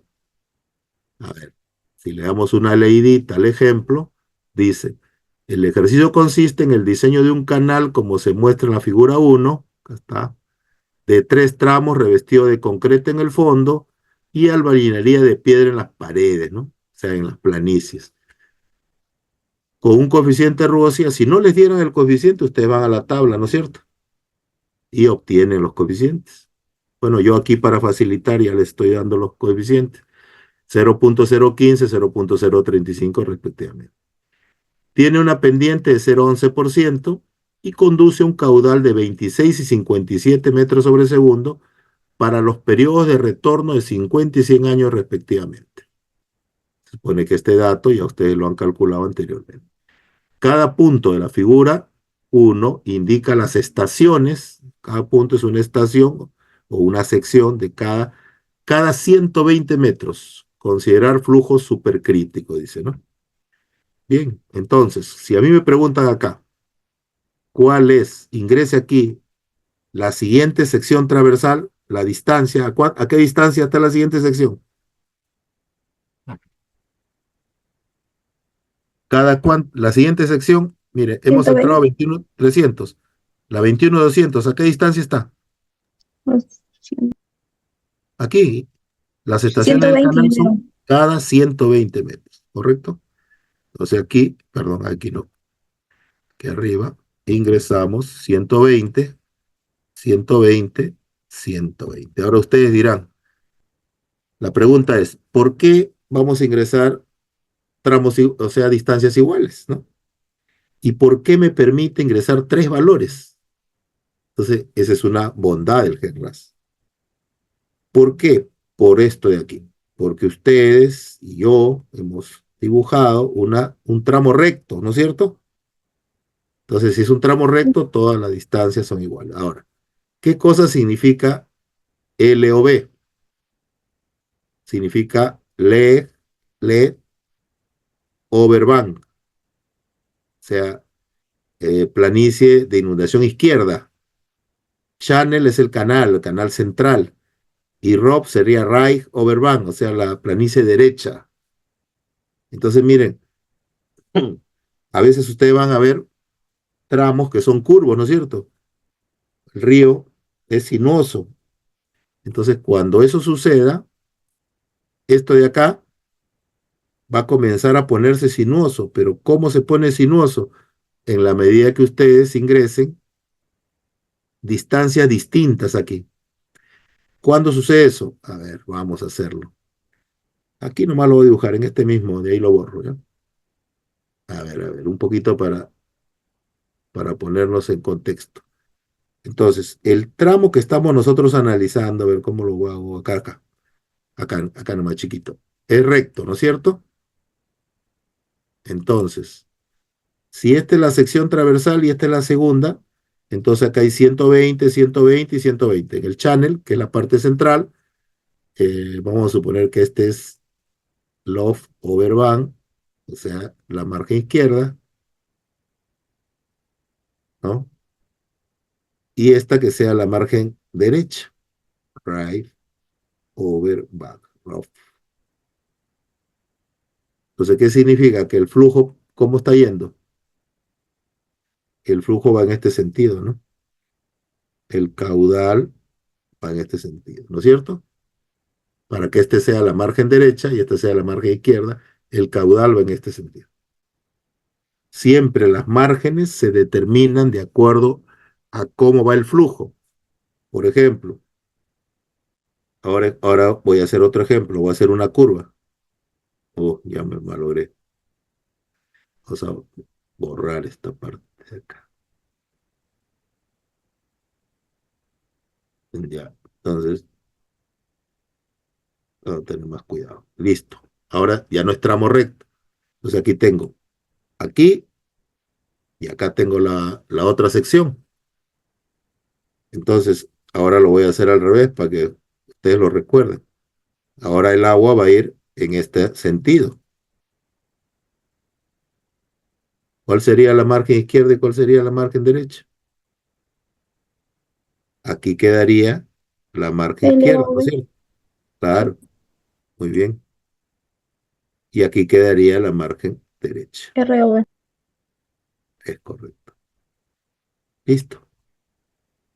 Ahora voy a cambiar de color para un verde para ver la distancia. Entonces, si esta distancia central, si a ti te dicen que está 120 metros, entonces esto sería 120 metros, ¿no es cierto? Ya, bueno, la siguiente sección está 120, porque tú vas estacando pues el eje, ¿no?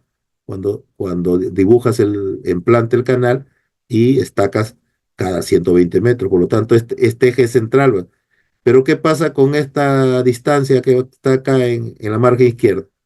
No va a ser 120 metros, ¿no es cierto? Es mayor recorrido. Entonces, por ejemplo, ese puede ser 121, se me ocurre a mí. Y este de acá, 119, pues porque este va más corto, o sea, se ha disminuido el recorrido acá en la parte cóncava. Y por eso el GECRAS te permite, ¿no?, ingresar 3 distancias diferentes para poder determinar el sentido, cómo va desarrollándose cada tramo. Para la derecha, para la izquierda, se cierra, se abre, ¿no? Entonces, esto es lo que debemos hacer si ustedes tienen un cauce natural que tiene curvas. Ahora, ¿cómo determinamos la distancia? No se va a medir pues en campo, ¿no? No, esto lo medimos en los planos de AutoCAD o del Civil, el plano en planta que ustedes tengan del tramo del cauce, del río o del canal, ¿no? Ustedes van determinando las secciones en planta y hay que medir, pues. Hacen la medición de la distancia, ¿no? Como distancia curva, y eso voy midiendo. Yo siempre voy trabajando eso con mis planos de AutoCAD abierto, por eso uso a veces 2, 3 computadoras.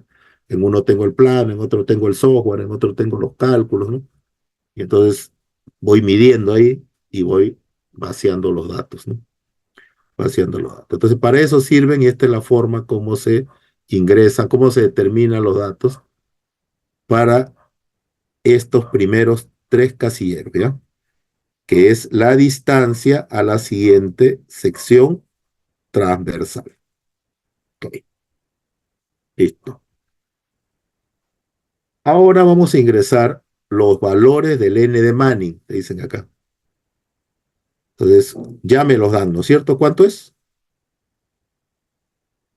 0.015 en la parte central, en el fondo, y en los lados 0.035. Eso es lo que me dice ya el dato. Pero ¿qué pasa si yo no tengo el dato?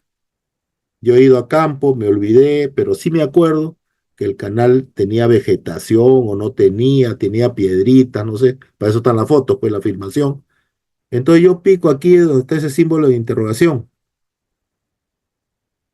y me va a llevar al manual, ¿ya? Me va a llevar al manual. Entonces aquí está el manual. Está en inglés, pero es un inglés que se puede interpretar. Acá está N de Manning, pero lo que nos interesa es la tabla, ¿no? Y acá están todos los valores de rugosidades para todos los casos que ustedes quieran. Este es del libro de Bentechown, por si acaso, ¿ya? Y también está Cowan, cómo funciona Cowan, si es que no se acuerdan cómo era Cowan, cómo se calculaba Cowan, porque a veces en algunos TDR te exigen que lo hagas por Cowan. También aquí ¿quieres una fórmula para N? También te da. Pero no ingresen por ahora a esto, porque este es para hidráulica fluvial y hay que saber el diámetro 84, o sea, el 84% de material que pasa en un tamiz, o sea, eso hay que ir al laboratorio para sacar esos datos. Entonces no entren a estas partes. Usen la tabla, no por el momento, ¿ya? Terminan ustedes de sacar el valor y cierran la pantalla, ¿ya? Cierran la pantalla y regresan a su GECRAS. Entonces, para nuestro caso, 0.015, ya se lo había, no, perdón, aquí es 0.35 en los lados, dice, y en la parte central 0.15. Listo, 0.035. Siguiente, esta sí es la parte interesante, ¿ya? Porque aquí me piden que ingrese los valores, ¿no?, de los bank station, o sea, los bank stations son esos puntos rojos que yo le señalé en la figura, ¿no? O sea, el límite de la caja del cauce, ¿ya? Entonces, en un canal, pues es fácil, así como el que vamos a hacer ahorita, ¿no? Yo me la puse fácil, pues la caja del canal se puede identificar, ¿no? Pero en un río, en un cauce natural, ¿no?, en un canal en tierra, está determinado por no por la altura de la caja del canal, no, sino por la altura del agua, la huella, hasta dónde llegó la mayor altura del agua. Y eso lo podemos ir marcando, ¿no?, en el trabajo de campo, ¿ya? Entonces, en el caso de secciones como la que estamos analizando, ¿cuáles serían esos puntos que determinan la caja? Acá en la parte alta sería el punto, el segundo y el quinto, ¿ya? Esos son los que determinan. Ahora, ¿por qué son importantes? Les dije, porque si esos puntos el agua los supera, se rebasa el canal, ¿ya? Por eso la determinación de los van extensos es muy importante cuando hacemos estudio de planicies. cuando verificar si hemos diseñado bien el canal, ¿no? Porque si el agua se desborda, quiere decir que no lo diseñamos bien. Entonces, para nuestro caso, sería 3 y sería 11. ¿Por qué? Porque solamente se ingresan los datos en X, en las coordenadas en X. Tanto el S-van, o sea, en la izquierda, margen izquierda y en la margen derecha.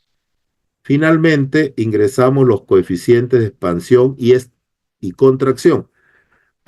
Por convención o por default, el programa ya pone que es gradual y suave, ¿no es cierto? Estamos en un tramo, un solo tramo recto, bueno, eso debería quedar así. Pero ¿qué pasa si en ese tramo hay una obra de arte, un canal, un acueducto, algo?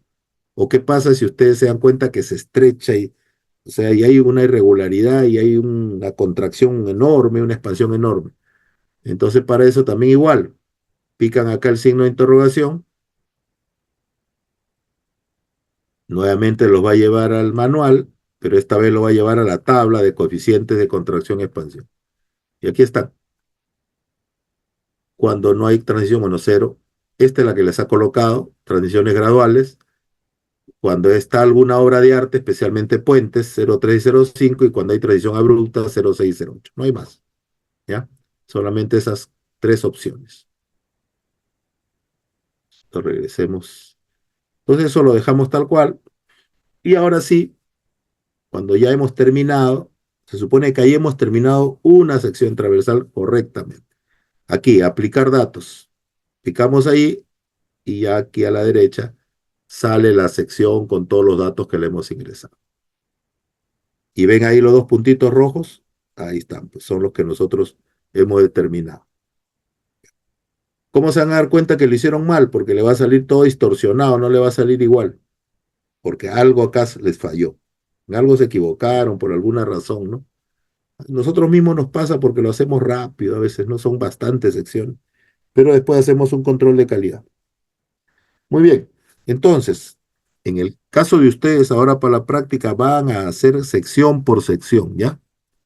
Entonces ingresan uno por uno, todo lo que yo acabo de hacer. Yo por ahora, por ahorrarme tiempo, voy a utilizar un artificio para ir más rápido, pero eso no es pues, ¿ya? En el trabajo que van a hacer, no, eso no se aplica. Se aplica solamente todo lo que acabo de explicar hasta ahora. Y cada sección la van a hacer. Y cuando terminen, acá, cuando terminen de, cuando terminen de ingresar todas las secciones, aunque yo les recomiendo que cada una o dos secciones hagan esto para que quede grabado, ¿no? Porque si no, si se les borra o se les malogra y no hacen esta acción, van a tener que hacerlo de nuevo. Miren, File, aquí, grabar, como, y le ponemos secciones y OK. Ahora sí, lo que hicimos ya quedó grabado y para comprobación, miren, acá está la sección 21300 que ya tiene, solo aparecen aquí las que tienen datos, ¿no? Ya aparece la primera, ¿no? Bien, entonces esa es la forma después que completaron las secciones, graban. ¿Ya? Ya después es grabar nomás, grabar encima, regrabar, regrabar. ¿Ya? ¿Cuál es el artificio que voy a hacer ahora yo? Como es un tramo recto, entonces procedemos de la siguiente manera, porque lo único que va a pasar es que la sección es igualita, pero que va bajando nomás, ¿no es cierto? Por la pendiente. Y esa pendiente va a tener una cota inferior menos a una distancia de 120 metros, ¿no? Para eso, entonces, ingresamos aquí, agregar sección. La sección que sigue es la 21200. Ya estamos en la 21200, pero le digo aquí, no, perdón, dije que iba a hacer ¿cómo se llama? Deletear la sección, que iba a ser el artificio un ratito. Y entonces vamos a copiar, copiamos la sección, ¿ya? Aquí, copiar, y me dice, ¿quieres copiar a qué sección? Esta 21 más 300 la voy a copiar a la 21 más 200. Lo que yo estaba haciendo era lo tradicional, lo que ustedes van a hacer. Van a volver a ingresar y ingresar todo el procedimiento anterior. Yo voy a hacer un artificio, ¿no? Que me permite. Listo. Entonces, si se fijan aquí River Station dice 21 más 200. O sea, ya estoy en la sección 21 más 200. Entonces lo que hago aquí es borrar, escribir 21 200 y luego las coordenadas hay que ajustarlas. ¿Ya? ¿Cuánto se va a ajustar? Vamos a hacer eso primero antes de seguir. Aquí, miren. Entonces yo voy a aplicando la fórmula, ¿no? La fórmula que dice que la pendiente es igual a la diferencia de alturas entre la longitud, ¿no es cierto? Tradicional. Entonces, ¿qué es lo que yo quiero ahora? La diferencia de alturas. Pues, ¿cuánto es la diferencia de alturas que tengo que restarle al punto 21 más 300 para llegar al 21 200? Eso será el producto de S por L. S la pendiente y L la longitud. A ver, háganlo ustedes. La pendiente es 0.11% y la distancia 120 metros. ¿Cuánto sale?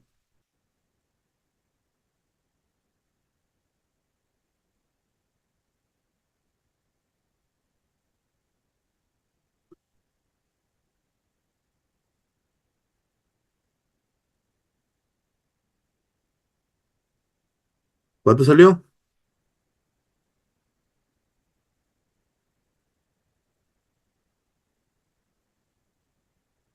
Nada. Vamos, muchachos. Pónganse a trabajar.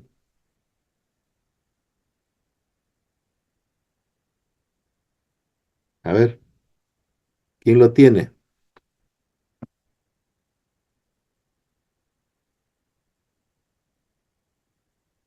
¿Cuánto es?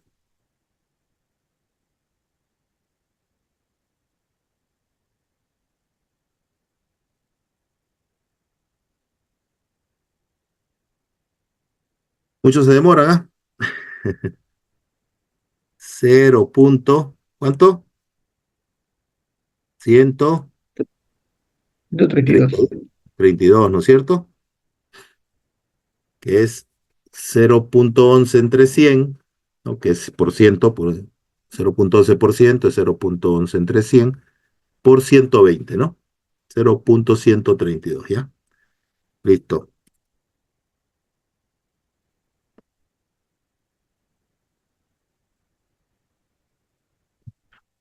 Lo borro, porque si no, no me deja seguir.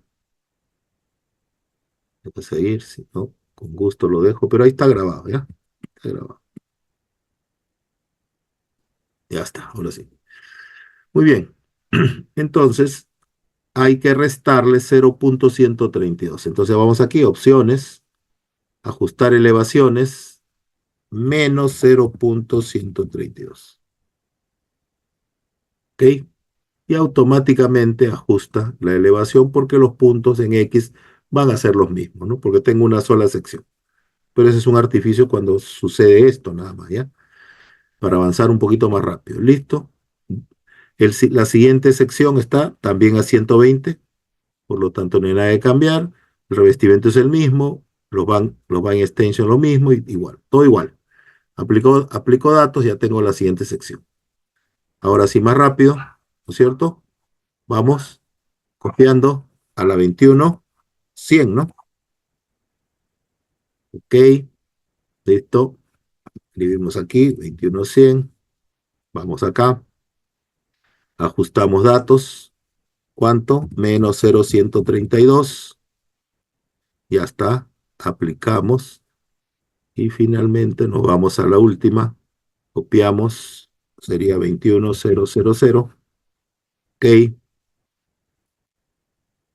21000, ajusto, menos 0.132, ok, y aquí anoten, cuando sea la última sección, aquí va 0, 0, 0, ¿no es cierto? Porque no hay ninguna otra sección, pues, aguas de abajo. Y además el programa entiende que ahí es el último punto del canal. Analizar. Aquí, 0, 0, 0. Y recién ahí aplicamos datos. Lo demás queda igual. Ahí tenemos el último punto. Y ya tenemos todos los puntos. ¿Ya? Si ustedes quieren verlo, aquí tienen esta flechita de subida y de bajada. Ahí pueden ver todo lo que ha ingresado. Pueden subir, bajar. Esto cuando tenemos 100, 200 secciones, pues es súper útil. ¿Ya? Para ver si lo hemos hecho bien, pues si algo está distorsionado. Listo. Entonces, antes de salir de aquí, no lo cierren, graban, pero ya aquí nomás, grabar datos geométricos. Listo, ya quedaron grabados, miren. Ahí están todas las secciones, tal cual está en el dibujo, ¿no? Ya hemos terminado, ahora sí podemos cerrar la parte geométrica. Ya está todo grabado, cerramos. Y aquí aparece ya. Esta es la base de datos que acabamos de ingresar. El siguiente paso es ingresar los datos del flujo. Entonces, para eso ingresamos el cuarto icono. Aquí. Picamos y se abre esta ventanita. No.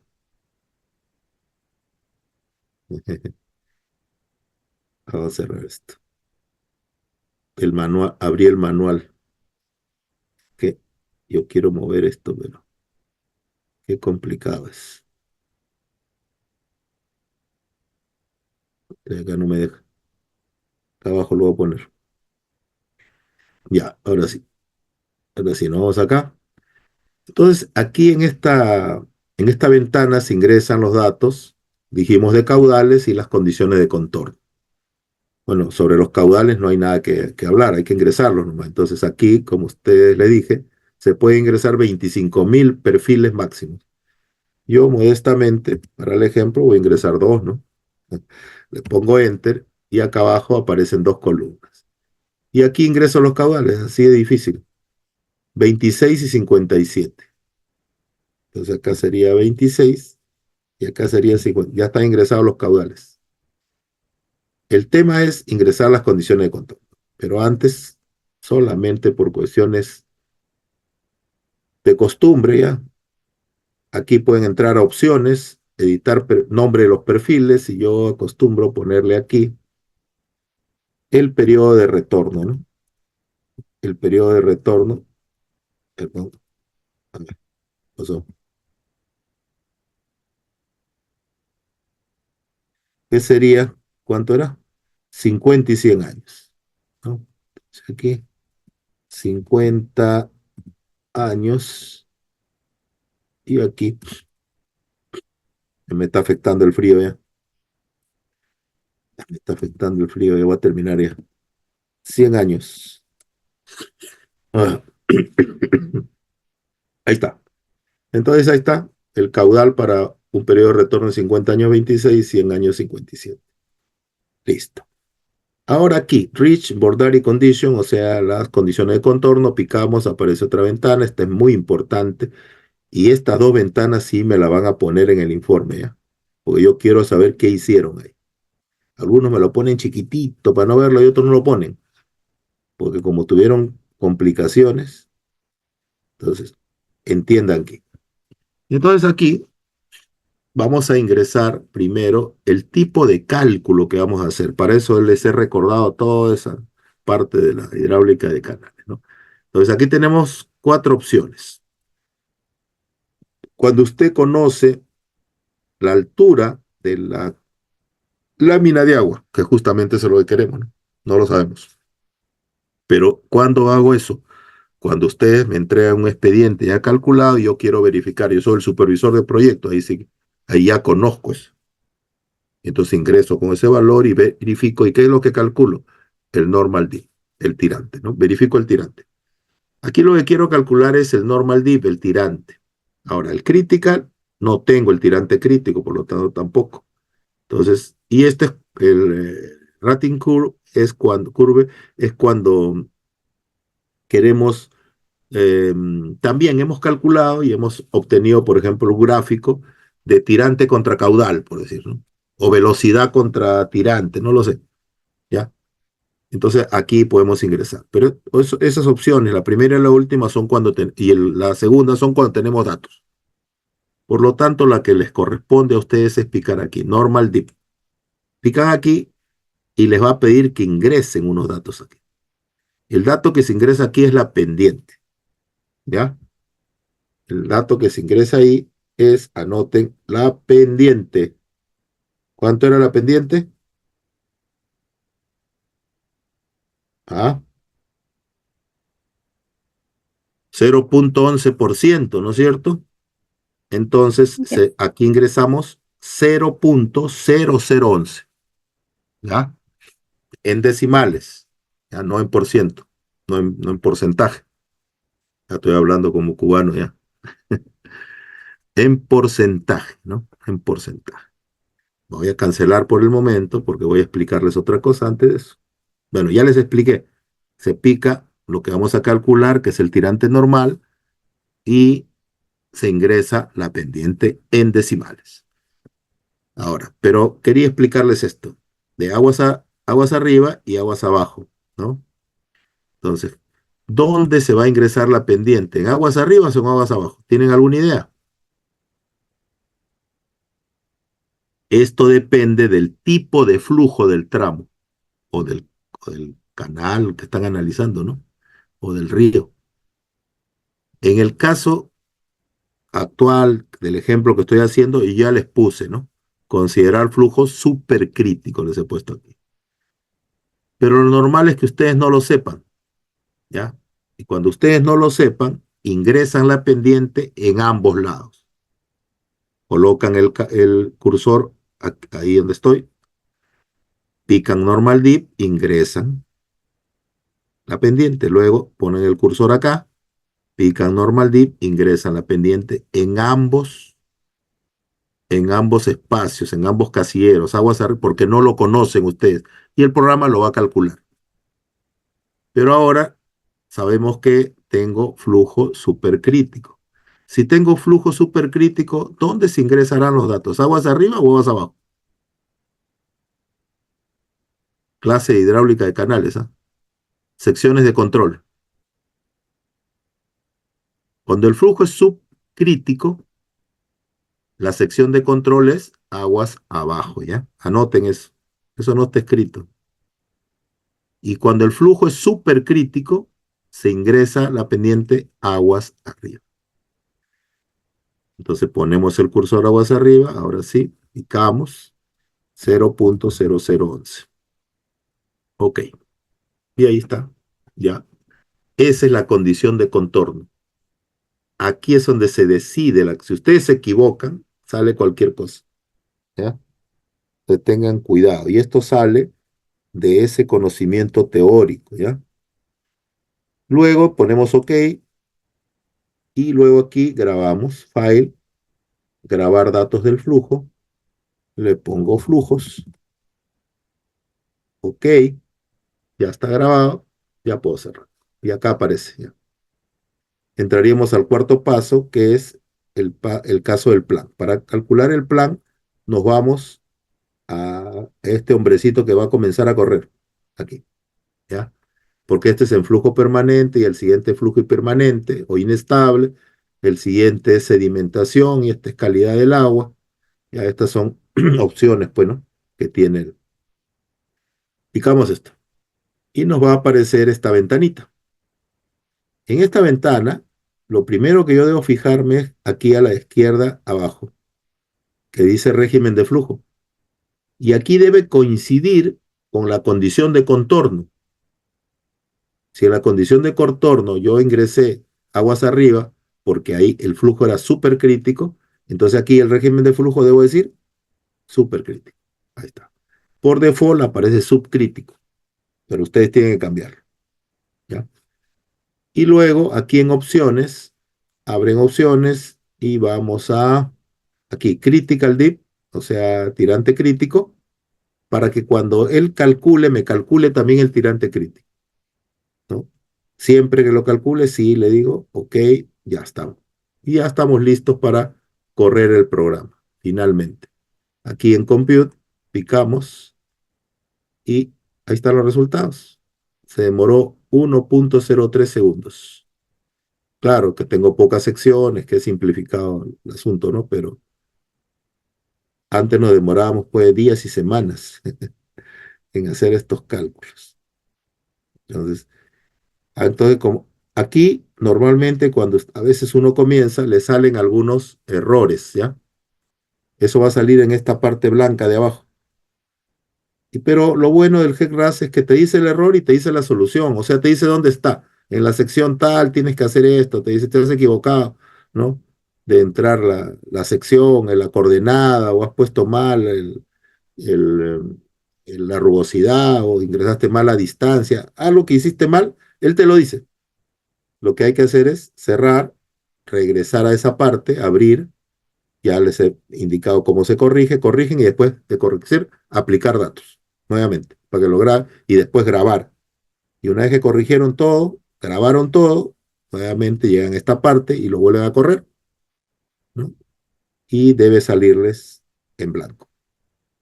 Bueno, esto quiere decir que lo hemos hecho bien, lo cerramos y aquí viene la última parte que es grabar el plan, ¿no?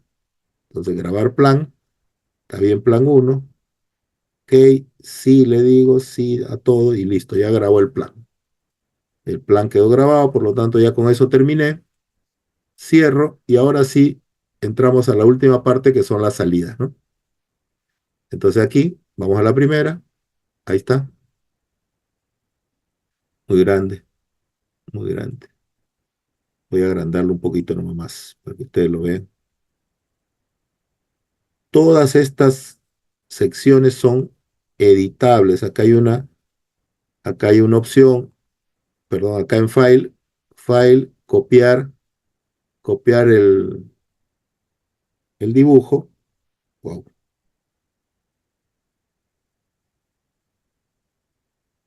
vamos a regresar esto arriba. Copiar el dibujo y se van a su trabajo que están haciendo, ¿no? Y lo pegan, pues, ¿no? Ahí está. Y lo pegan. Se acabó el asunto. Y ahí escriben, pues, esta es la sección tal, se hizo tal. Ya ustedes pueden comentar todo lo que quieran aquí. Y ahorita yo también lo voy a comentar. ¿Ya? Entonces, ¿qué tenemos aquí en esta? Todas las secciones van a ser iguales. Esta no me voy a comentar. Entonces, ¿qué observamos aquí? La altura del agua, hasta donde está el color celeste. Pero se observa que sobre la lámina final hay una línea roja. Esa línea roja es el tirante crítico, que está coincidiendo en este caso, casi, casi, ¿no? No exacto, pero casi está coincidiendo con el tirante. La altura del agua se llama tirante normal, el azul. La línea roja, tirante crítico. Y la línea verde es la altura de energía, o sea, el velocidad al cuadrado entre dos veces la gravedad. Altura de energía. Y esta sección que están viendo es la 21, la última de abajo, la 2100, solamente para el periodo de retorno de 50. Queremos ver el otro. Ponen aquí opciones, perfiles, profiles, y le digo, bueno, voy a borrar esto y quiero solamente ver el de siempre porque me interesa, no se vaya a desbordar, ¿no? Entonces paso acá y le digo, ok. Y ahí está. Esta es la de 100 años, mire, ha crecido un poquito más alto, pero se mantiene la igualdad entre tirante crítico y tirante. Ahora, el flujo supercrítico es cuando el tirante normal es mayor que el tirante crítico. Y en las tablas seguramente va a aparecer, pero ligeramente, ¿no? Poquitito más seguro. Ahora, ¿quieren ver ustedes las demás secciones de aquí, pues? En la flechita. ¿Sí, no? Ahí pueden ver todas las secciones, todas las pueden copiar y todas las pueden comentar, etcétera.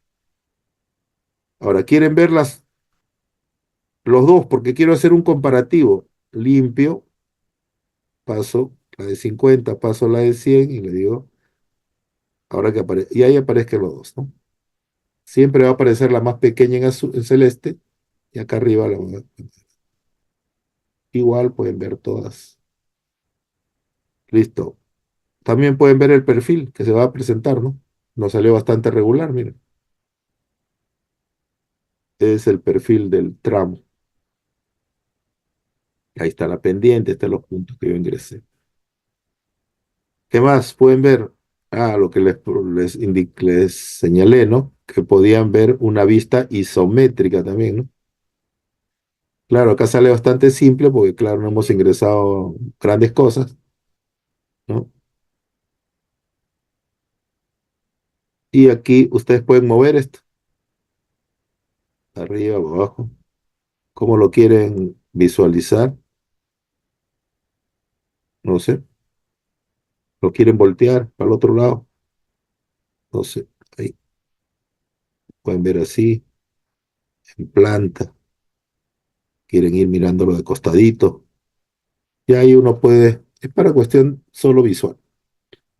Lo importante está aquí, aquí están las tablas, ¿no? Aquí están todos los valores de cada sección transversal, y aquí hay una que tiene todos los valores, ¿no? Vamos a agrandarlo así nomás lo necesario. Ajá, ahí es lo necesario. Un poquito más, ya, ahí. Entonces, acá tienen para cada sección, para los diferentes periodos de retorno, todos sus valores. Y aquí, como les decía, va a salir ligeramente el número de Froud por encima de 1 porque es supercrítico, hemos asumido. Y tiene que salir por encima, ¿no? Casi todos los valores salen. Ligeramente se veía en el gráfico ya. Porque cuando es supercrítico, cuando el número de Froud es mayor que 1. Cuando es subcrítico, cuando el número de Froud es menor de 1. Pero aquí no sale ninguno menor que 1. Entonces se verifica bien lo que hemos. Ahí están las velocidades, son un poquito altas. El área mojada, el ancho de la parte inferior, ¿no? Y aquí el caudal y aquí los niveles hay que restar, ¿no? Hay que restar. Y eso sería todo, muchachos. Preguntas. Bueno, revisen el video lentamente, tienen tutoriales también, pueden revisar para darle una chequeadita. Y la práctica uno, bueno, vamos a grabar acá para que nos quede para cualquier momento. Grabar, dice el proyecto, ya lo grabé. Le pongo OK y puedo cerrar ya. Ya podemos cerrar todo y puedo regresar aquí o aquí mejor. Muy bien. Entonces, como ven, el programa es bastante amigable, pero hay que seguir una secuencia. He tratado de ser lo más esquemático posible en la secuencia, aunque hay momentos en que yo podía saltarme. Ya con el tiempo uno puede hacer algunas cosas de ahí, ¿no? Pero he tratado de ser lo más esquemático para que los que todavía no lo han visto puedan comenzar a trabajarlo. Como digo, es bastante amigable. Normalmente yo tomaba una práctica ahorita, sí, ahorita le dejaba un cálculo y ahorita me la tenían que entregar en 2, 3 horas. Pero no voy a hacer eso porque tenemos algunos días de descanso y entonces lo que va a aparecer es más tarde, ahí en la plataforma, el trabajo, ¿ya? Y el trabajo va a consistir, es individual en primer lugar, es aplicar este GERRAS nada más, esta parte que acabo de hacer yo, a un tramo determinado, ¿no? Que lo voy a determinar de cuándo va a ser la longitud, de un canal en tierra que cada uno va a buscar. Ya no pueden repetir, ¿ya? Busquen un canalcito medianito, nomás chiquito. Vayan, lo miden y saquen todos los datos que requieran y los que no lo asumen, no se preocupen, pero sería mejor que los calculen, ¿no? La geometría la pueden sacar, hay que medir y los caudales apliquen Manning, ¿no? Apliquen Manning y calculen caudal máximo en el canal y ese caudal máximo que sea pues como decir el caudal 2 y asuman un caudal menor, ¿no? Menor que sea un caudal 1, entonces ya con dos caudalitos, un poco para que aprendan eso ya, para que apliquen un poco los conocimientos teóricos y también que aprendan por lo menos los fundamentos de este programita. Así que ya antes de aquí una hora, déjenme descansar, voy a subir la hojita de la práctica y van a tener hasta el día viernes, creo que les he puesto. 5 días, creo, para que lo hagan con tranquilidad, Muy bien, buenas noches con todos. Nos vemos.